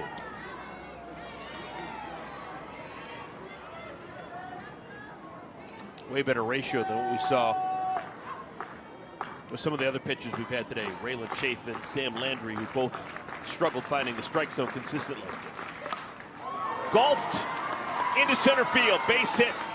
Stopping at third is Bates. Good strong throw by Brady. Base is loaded with one out for the Volts.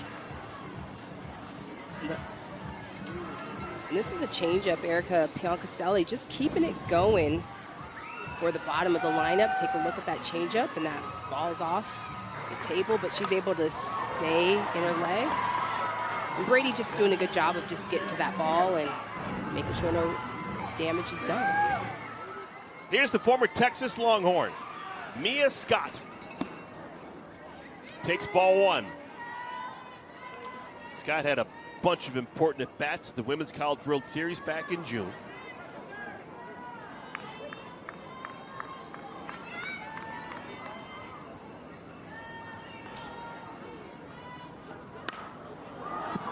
Slaps it foul.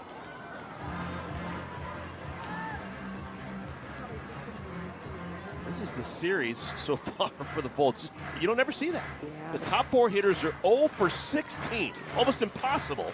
While the bottom of the lineup is hitting like their hair's on fire. Yeah, just getting it done.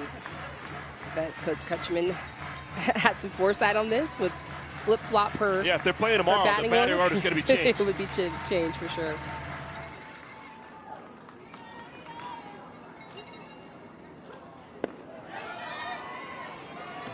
Two balls and a strike. Top of the fifth inning, 5-3 lead for the Volts.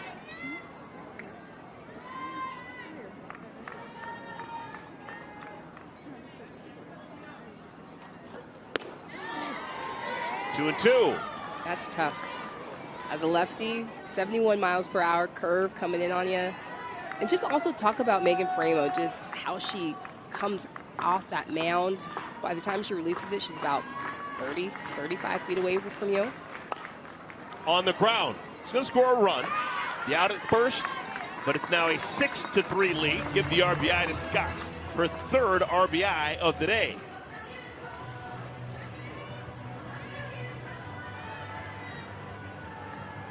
Warren checks in at third. Piancastel follows her at second.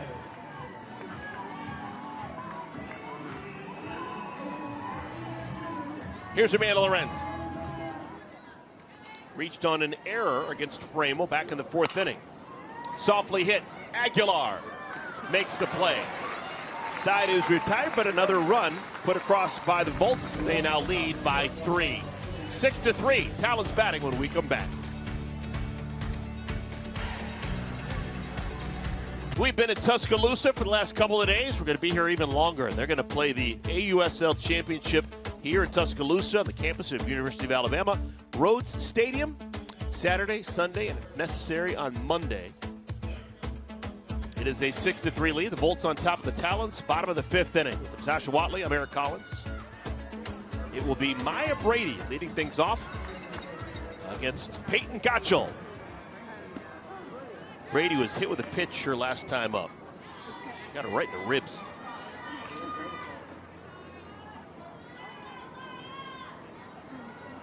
"20 plate appearances for Maya Brady this year in the AUSL. She's reached base safely 14 times.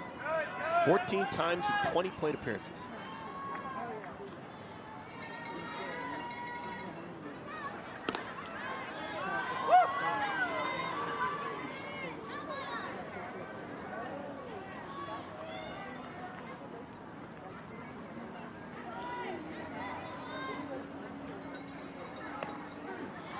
Ball and 2 strikes. Gotchel came on in the 4th inning, retired Ellis, Palacios, and Hayward in order.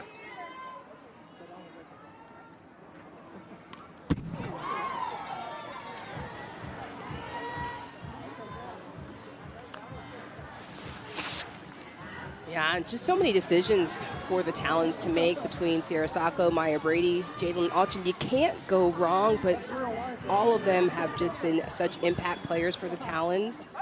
Those batting averages above 300, Maya's well above 300. It's not a glitch. That's Sierra Sacco right there. She got injured when we were in Salt Lake City over the weekend. Just a phenomenal season for her. Her injury, though, allowed Jalen Alchin to come back to the active roster. So it'll be interesting to see if Sacco can make a comeback. If she comes back, then you have to take Alchin off the active roster. So it's a fantastic problem to have. I was going to say, golly, they're both put up crazy numbers. And again, something falls for Maya Brady. Everything she puts in place seems like it finds a hole.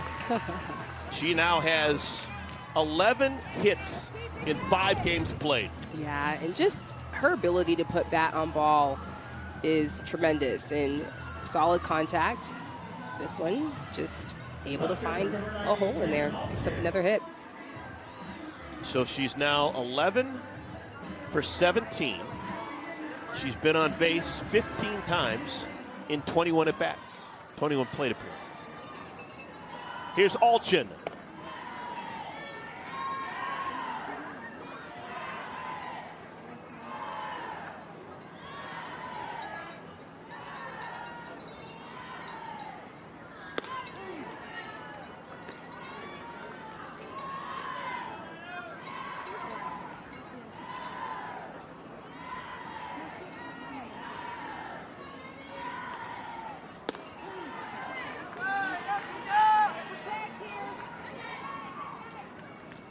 Ball and 2 strikes to Alchin.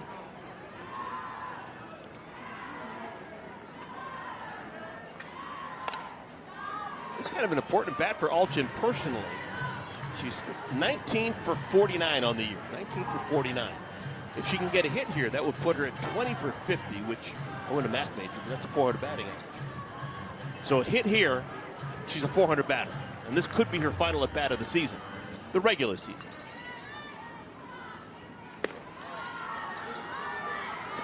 There's never been a player, am I right, who's ever thought about this? This is just kind of an announcer thing.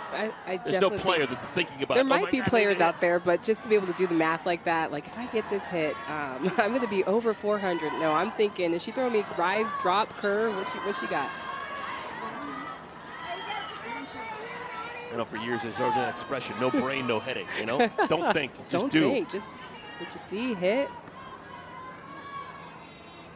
3-2. Well, she draws the walk, so she's going to hope to have another at-bat later on in the game if she wants to hit 400. Runners on at first and at second, nobody out. The Talons down 3. And Sydney Romero drove in a run with a double back in the 3rd inning. Been hotter than a firecracker as of late. 9 hits in her last 15 at-bats.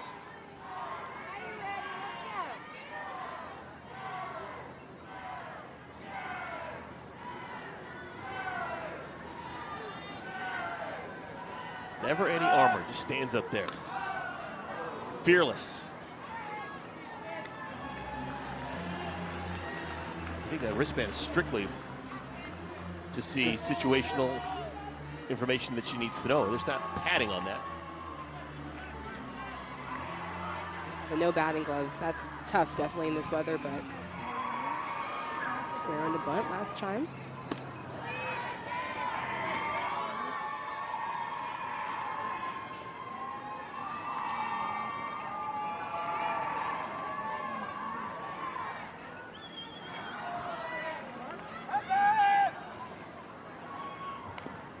Way out in front of a breaking pitch. Count remains 1-2. Throwing a little bit more pitches this inning. That first inning she came in, 12 pitches, works quick. But trying to find the zone a little bit right now. Swung on and missed. Gotchel strikes out Romero. Second strikeout for Gotchel. But for that second strikeout, this is a big strikeout. Knowing how hot Sydney Romero is, that's that off-speed curve. It just fools Romero. Here's Flip. Called strike one.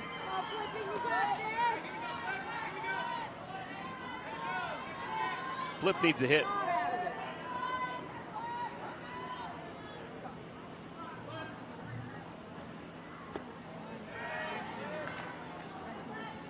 Last time Hannah Flippin had a base hit was Thursday in Salt Lake City in that game against the Blaze. Didn't get hit on Friday or Saturday. Didn't play yesterday's game. She's 0 for 2 so far today. One of those players, though, Natasha, that even when she's not hitting, she influences the game defensively and with her attitude, her joy. Yeah, she's definitely a leader, an impact player for the Talons. One of the veterans. Just her presence alone, I think, just does a lot to other teams, and just her defensive presence. Swung at a pitch out of the strike zone, and that is now back-to-back strikeouts for Gotchel.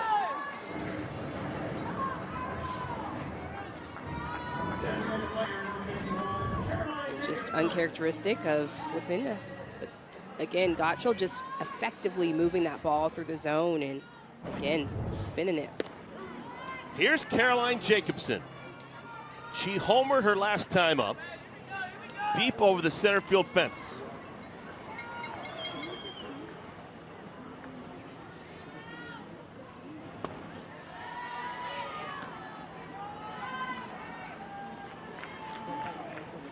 Jacobsen, a big part of two super new college programs. Both Duke and Clemson played both spots. Two programs just coming into the world of Division I softball. And both off to fantastic starts. Talons 1 for 8 with runners in scoring position today. The only hit, the homer by Jacobsen. And it was a blast.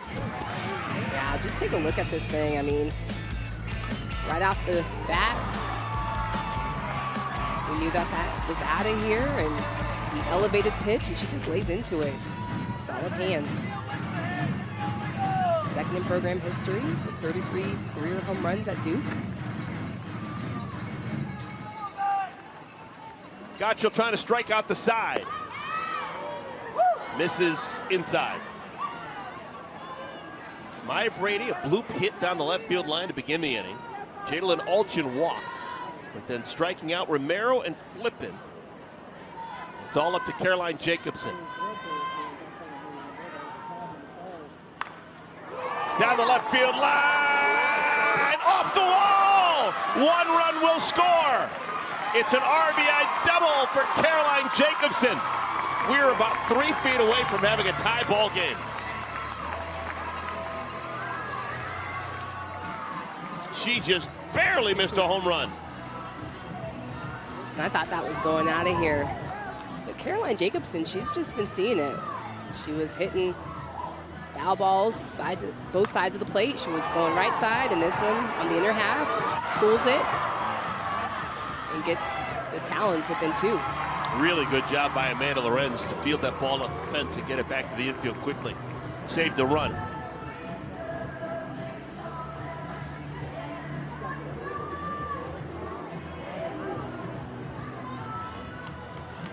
Kelly Kretschmann, head coach with the Volts, a quick meeting with everyone in the circle.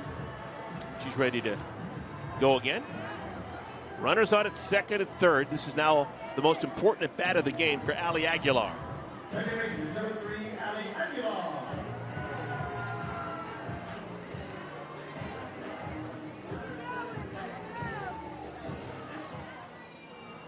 Aguilar 0 for 1 with a walk. Can tie the game with a single.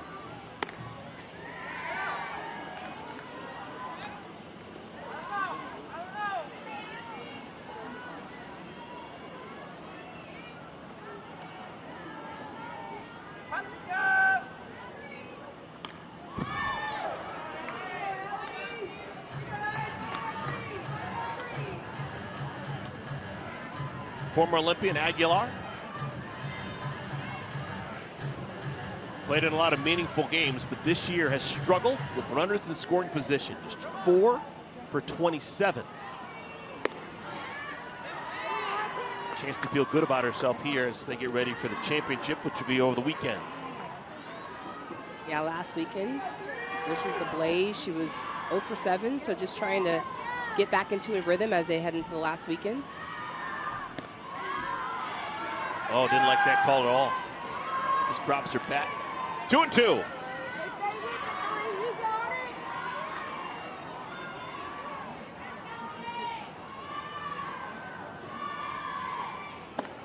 Up high, 3-2. After Aguilar, Ellis would hit. She's in the on-deck circle. Big pitch here.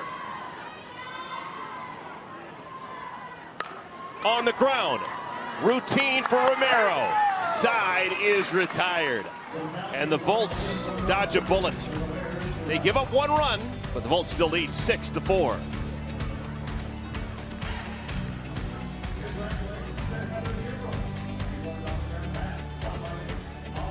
Our next ABC WNBA game is Sunday afternoon, 3 Eastern, noon Pacific. The Fever hoping to get Caitlin Clark back for this rivalry matchup against Angel Reese and the Sky. Coverage tips with WNBA Countdown at 2:30. Yeah. With Natasha Watley, I'm Eric Collins. Natasha, I'm going to throw it out there. I bet you were an LA Sparks fan growing up. Yeah. Lisa Leslie? Lisa Leslie, I mean, and dare I say it, she went to SC, but I did. I know, right? Don't tell anybody. Don't tell anybody. But I actually was a big Lisa Leslie fan. Okay. Even being a Bruin. I'll say it out loud. I went to my first Fever game this past year. Yeah, Yeah, okay. let's say Caitlin Clark. Awesome. So that was pretty cool. Awesome.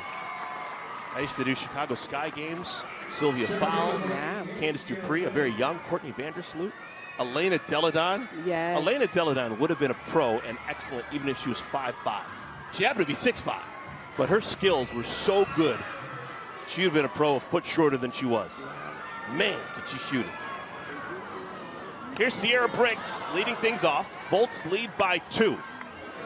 The Volts have scored 4 times in the second inning, 1 time in the fourth, 1 time in the fifth. Briggs was a part of it in the second inning, drove in a run with a sacrifice fly.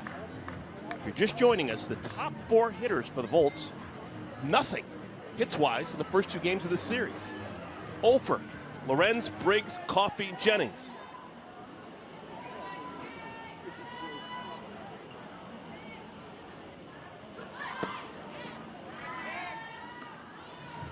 Yeah, just the top of the lineup.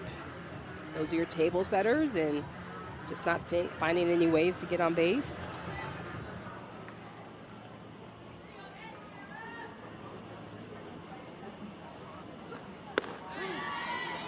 Good pitch by Romero.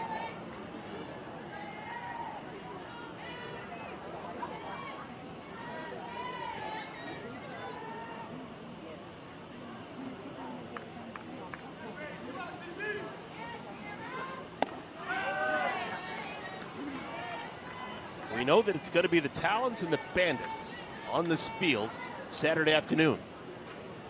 Best of 3 AUSL Championship during the regular year. 8 meetings between those 2 sides. 4 wins for the Bandits, 4 wins for the Talons. Just over the glove of Hannah Flippin, leadoff single for Briggs. Her first hit of the ball game.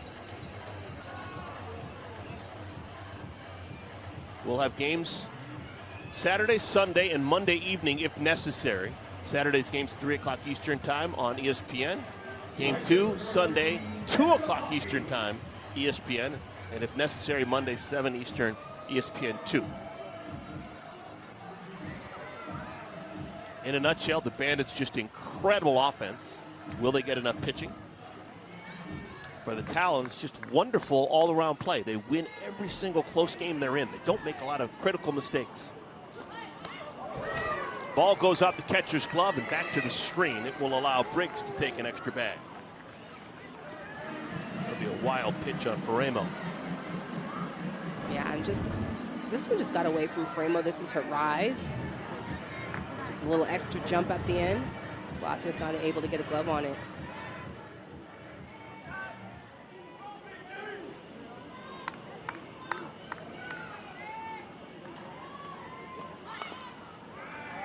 Coffey bunts it foul.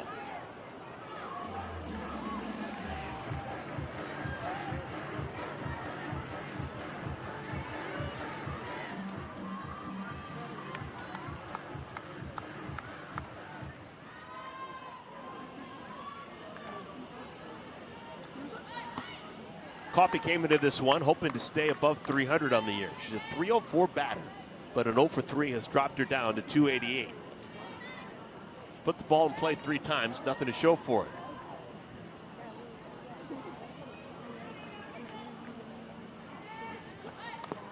it. Can't get it down. Megan Romero is a hard pitcher to bunt off of, especially with the way she mixes speeds, but that's that hard curve in, and you can see Coffey's bat is kind of behind her, but making sure try to get that bat out, your bat head out in front. But that's a lot of speed coming at you, and that's tough to try to soften something so hard. That's about a 70 miles per hour curveball that Megan Romero just threw. Called strike 3. First out of the inning. And Romero just dealing tonight. I mean, just a difference from last weekend to now. Last weekend it looked like she was working through some things, but just the velocity that she's throwing with consistently tonight, it's tough. That's a 68 miles per hour curveball right there. Jerry Jennings, the batter. Natasha, do you recall anyone being particularly hard to lay a bunt down on? You spent a lot of time as a professional. Is there anyone that stands out to you as being difficult to bunt? I would say Yukiko Ueno just because of the velocity, so she just had a lot of velo. Also Lisa Fernandez. Lisa Fernandez was all over the place, so just trying to predict actually what pitch you were going to get, pretty tough. High fly ball right field, playable for Hayward. Tagging from second, going to third is Briggs. 2 down.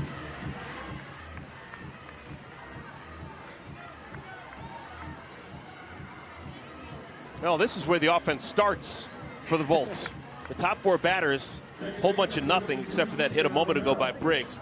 But 5 through 9, that's where everyone has been putting on their hitting shoes. You got Sierra Romero, 2 for 3. If she gets on, you got Jessie Warren, 3 for 3, followed by Deja Mulipola, 2 for 3. Erica Piancastel, 2 for 3. Just startling how good the bottom part of the order has been compared to the top part of the order for the Volts. Yeah, and just aggressive swings at the bottom, and Jessie Warren surprising us, just trying to make things happen with that bunt back in the second inning. Sierra's 3 for 3 has gotten her batting average to the cusp of 300. She's at 292.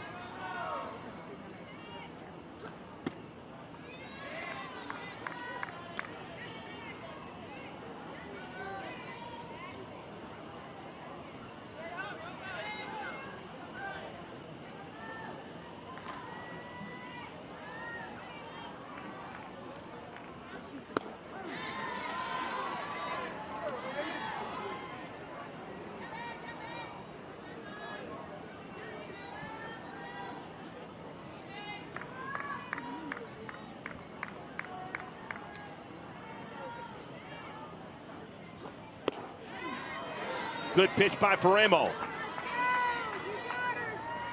Back-to-back curves.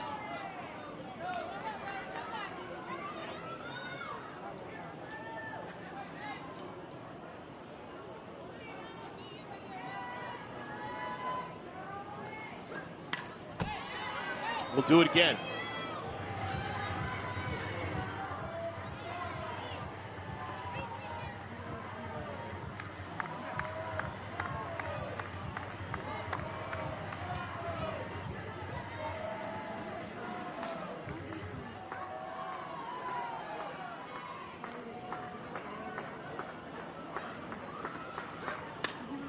Off the end of the bat. These runs are precious for the Volts. 2-run lead. You like it, but 3 is a heck of a lot better. Just a world of difference almost.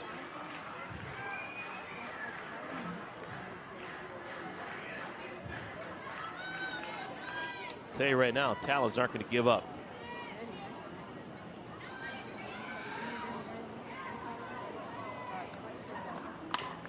Right back to Faremo, and that'll do it. So Faremo works around the leadoff single by Briggs, retires Coffey, Jennings, and Romero in order.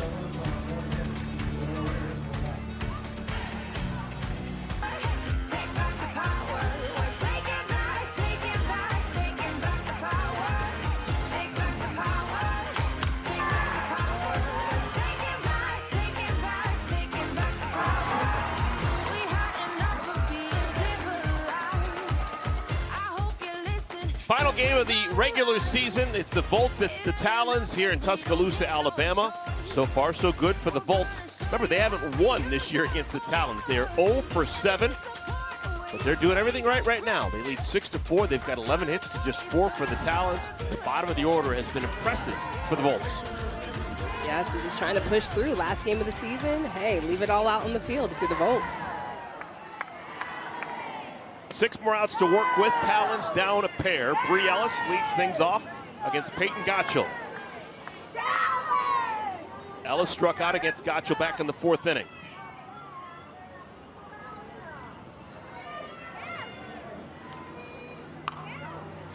Again, way out in front. When a hitter is having an issue with timing and getting so far ahead, is there something that you could be doing physically or mentally, or how do you change that? Yeah, I think it's both, physically and mentally. Mentally, I'm thinking, hey, I'm just going to try to go right side if I can, let this ball travel. And then physically, it's just working in the cage, trying to keep my hands inside, working on one arms. A lot of athletes will work one arm at a time, just trying to focus on your mechanics. Anything, just trying to fix the habit of being early.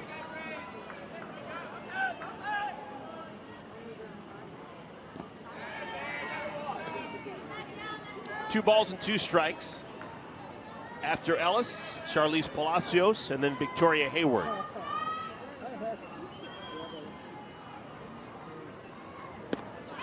Swung on and missed. Gottschall has now struck out Ellis twice.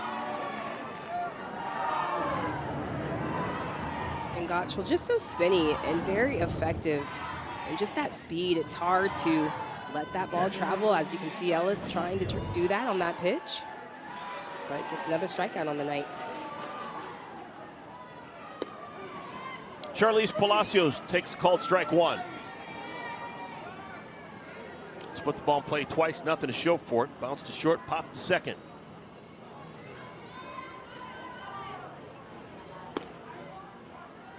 Breaks a little bit outside.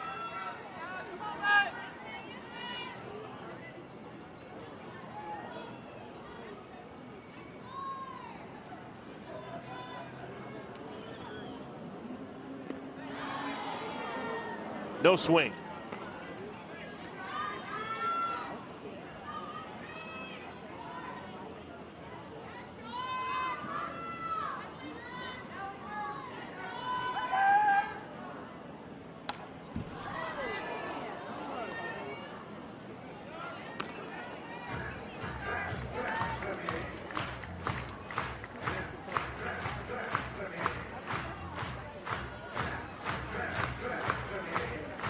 Natasha, what would you do as a former elite athlete who played professionally forever? If you know you have 2 days off, tomorrow and on Friday, before you play a best of 3 AUSL championship, how would you get yourself ready? What would you be doing in that 40-hour window? Yeah, well, definitely tomorrow having the day off, just resting a little bit, and some type of movement. And then definitely on Friday, trying to get back at it, get some swings, some ground balls. I'm sure they'll have a practice. Get some good meals, good rest, good sleep. Stay hydrated as well because it's really hot here, the humidity. Then you think about the Bandits too. They've got to travel, so I assume they would travel on Thursday, which should be their off day. Smoked into right field, single for Palacios. Hit that with authority to the right side.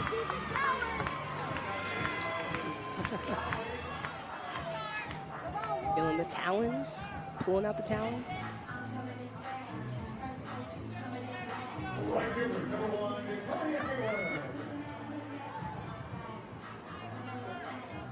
Here's Victoria Hayward. Hit the ball sharply last time up to Jessie Warren, who threw Victoria Hayward out from her knees.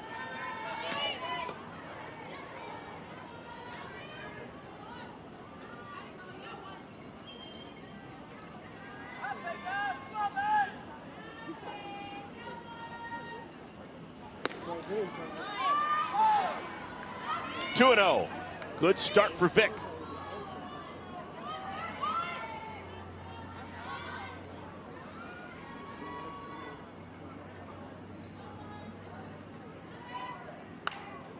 Half swing, foul territory. Just away from Warren. 2 and 1. Yeah, and this is a good place for Victoria Hayward to get on base. Coming up behind her, Maya Brady, big bat, just trying to find some ways to get on base. Maya Brady's 1 for 2 on the day.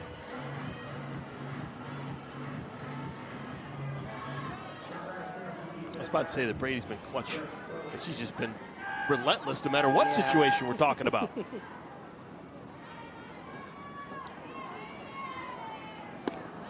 Off-speed pitch misses, 3 and 1. Gottschall doesn't agree. Yeah, Gottschall has thrown a curve in, a rise in, that changeup in. That changeup and that rise right now. Tough pitches.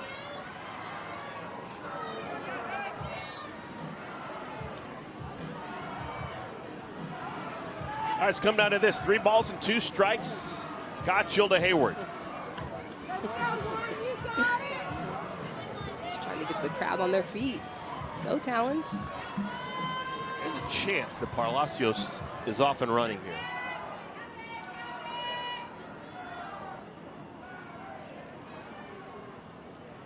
Gottschall's 3-2. Right back to Gottschall. Goes to second. And there are now 2 outs. If Palacios had been in motion, that out would have had to be made at first. That would have made a difference. Right.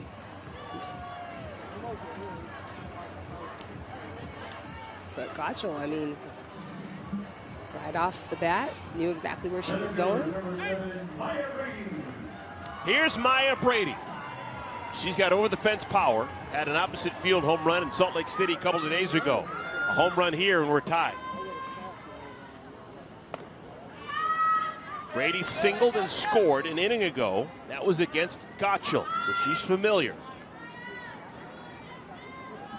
Good golly, look at that batting average.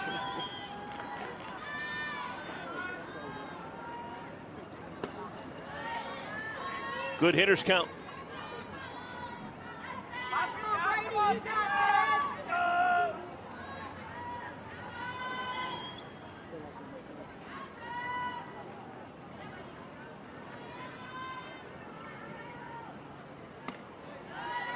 Three and 0. Always impressed by Brady's takes. Incredible eye. 4-pitch walk to Brady. So with 2 outs, the Talons have 2 on, down by 2.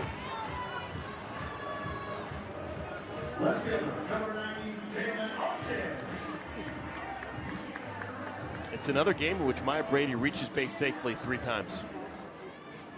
Here's Jalen Alchin. She's walked twice and bounced out. Yeah, some of those pitches, I'm not quite sure where they're missing. Those are some pretty good pitches. That was a curve on the inner half. There's a strike.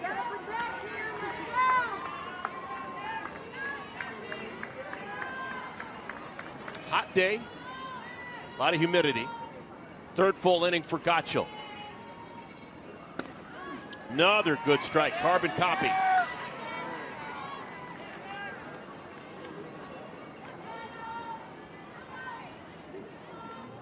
Well-placed base hit could tie this game. Brady runs well at first. Oh my goodness. Gotchel tried for 3 in a row that same spot.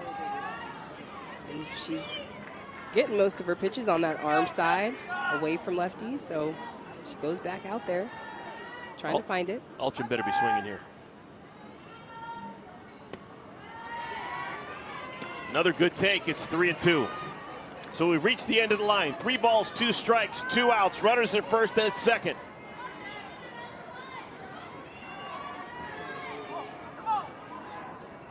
Got her! What a job by Gotchel! Peyton Gotchel, how do you do? She strikes out 2 more and leaves 2 volts on the base paths. And Gotchel rears back, finds it on this one. This is that off-speed curve, and this is a big strikeout to end the Talons' threat.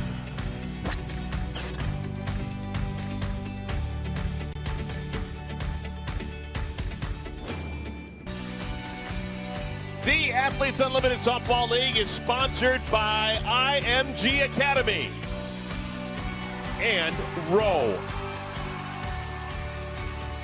Welcome back, Montana Fouts. Second consecutive day. She will play at her old college stomping grounds. All signs point to Montana Fouts being back here in Tuscaloosa. An illustrious 5-year college career, and she was fantastic yesterday.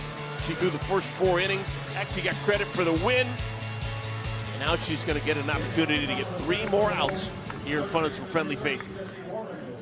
And just full circle for her to be able to throw back on this mound again, back at Rhoads Stadium where she's most comfortable. Last night she was humming. She was throwing with fire, and so definitely comfortable back here. Jessie Warren leads things off. Warren hadn't been retired today.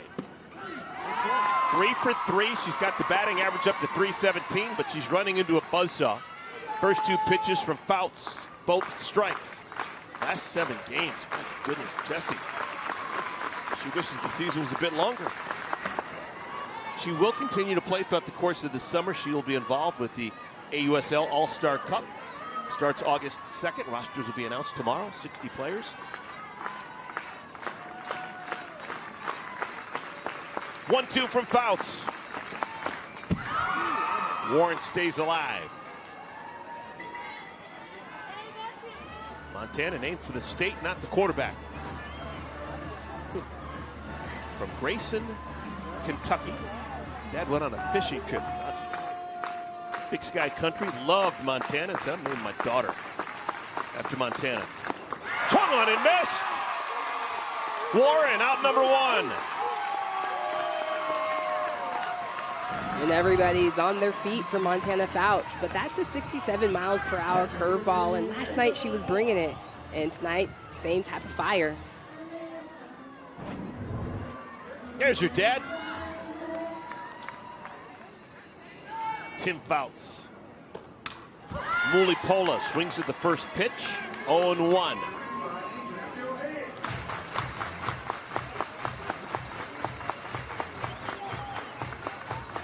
Six strikeouts yesterday, a season high for Montana. Extra amped up pitching here, Rhoads Stadium. Fan reaction just incredible. Yeah. There was a lot of Montana Fouts jerseys in the crowd. Good golly. 3-pitch strikeout. Fouts takes down Mulipola. We all love a 3-pitch strikeout. 3-pitch strikeout. That's a rise. And again, she is throwing smoke tonight. It's a big out. Back-to-back punch-outs for Fouts. Here's Piancastel.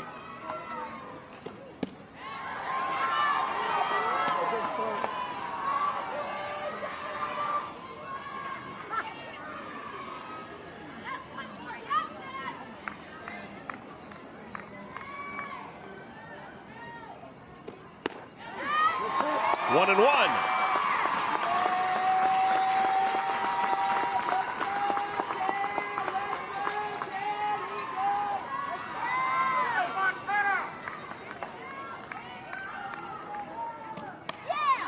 There's no way she's going to strike out the side, right? Is she really going to come out of the pen and strike out the side? We're at Rhoads Stadium. Montana Fouts has struck out Jessie Warren. She struck out Deja Mulipola. She's got Erica Piancastel set up.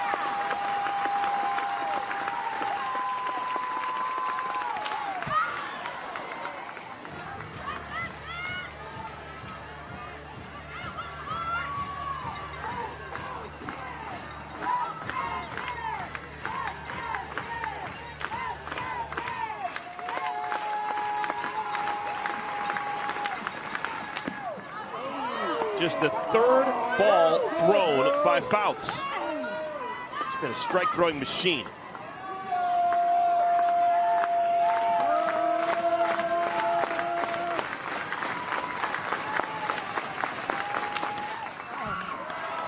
Piancastel's not going along for the ride here. She's definitely battling.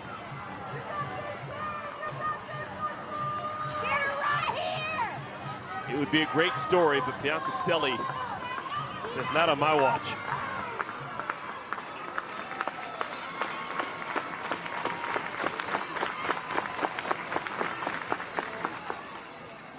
And there was some disagreement over what pitch Fouts wants to throw.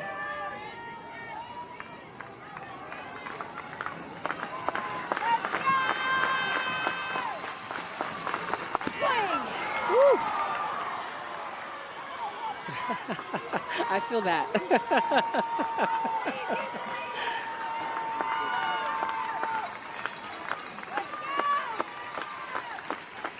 3-2. Got her!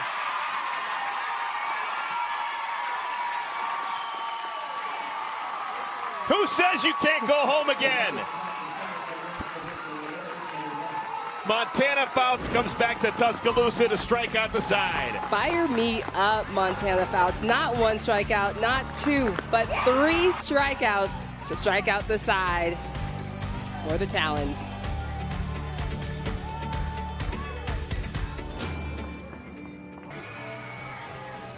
Volts lead the Talons 6-4. We've made it to the bottom of the 7th inning. Final game of the regular season for both the Volts and the Talons.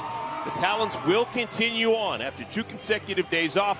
They will begin the AUSL Championship on Saturday here in Tuscaloosa. They're going to take on the Bandits. Game 1 will be on ESPN. You can catch it at 3 Eastern time.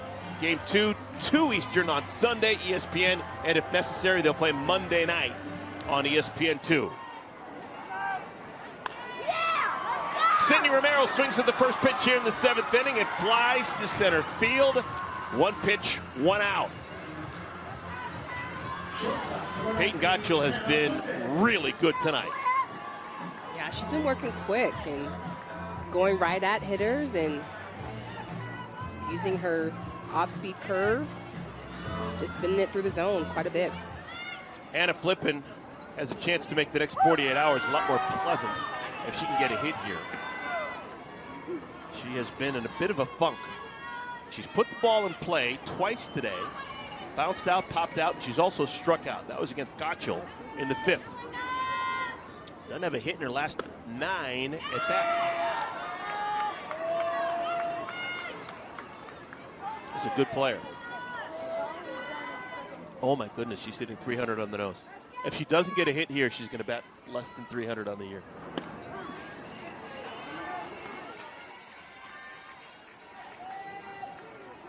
I don't think she's a stat rat. I think she's the type of player that just gamer. Just plays. Just plays. But still, 300 is a nice round number. Everyone likes 300. 2 balls, 2 strikes.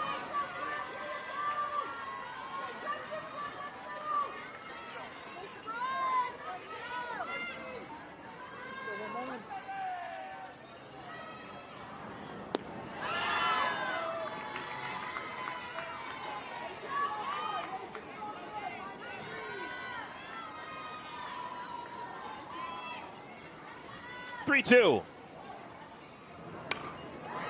Yanked foul.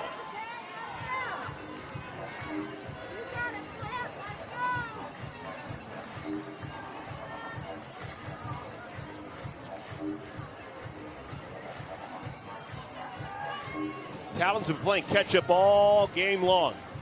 Volts put 4 on the board in the second inning. Talons answered with 3 in the third, but then Singleton's put on by the Volts in the fourth and the fifth. Talons got 1 more in the fifth, but it's been 6-4 since the end of the fourth. We'll be playing a scoreless 6th, and now the top half of the 7th scoreless when Montana Fouts struck out the side.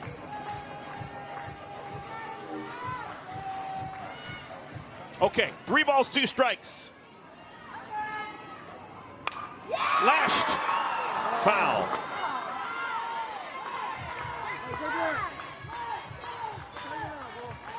Definitely, as the Talons, you want to have a good feeling going into the weekend. So this is your dress rehearsal. Still working on coming from behind.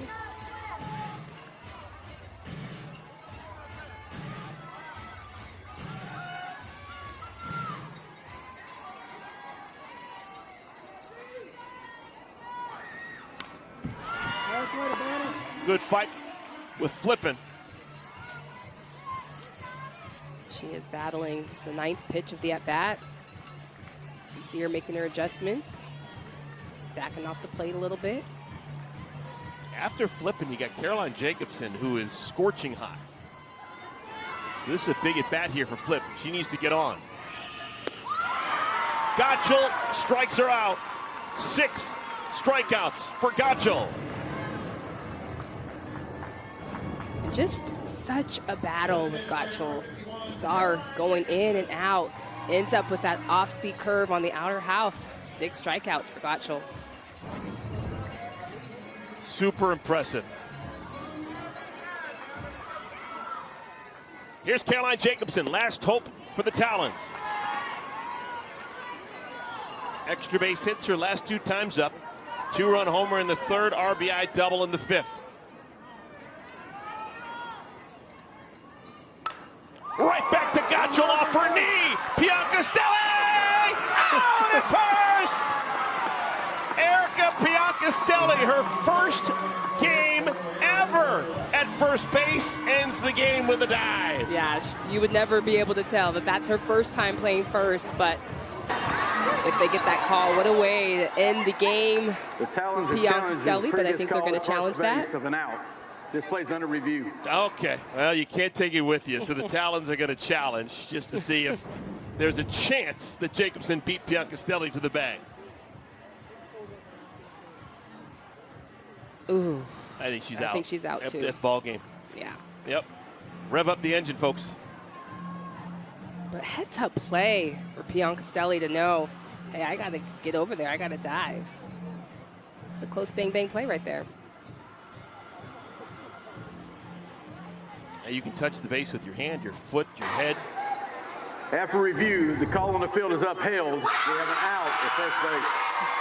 All right, delayed gratification, but it's still sweet. The Volts beat the Talons for the first time all season long. That's a nice way for them to end their season. Absolutely, and if you're the Volts, that's the way to end it and go out with the bang. And just all throughout the game, just a high energy, high aggressive swings, and a great job, a great season for the Volts. So the Volts, they're done. Their AUSL season is history. We'll see them again next year. For the Talons, still a lot more on the line. They'll have 2 days off. They'll play for the AUSL Championship on Saturday when they play the best of 3 against the Bandits. Sure hope you enjoyed it, folks. The Volts win on a Wednesday evening, 6-4. Athletes Unlimited Softball League continues Saturday. Bandits Talons Game 1 of the AUSL Championship Series, 3 p.m. Eastern on ESPN. For Natasha Watley, I'm Eric Collins saying thank you for watching.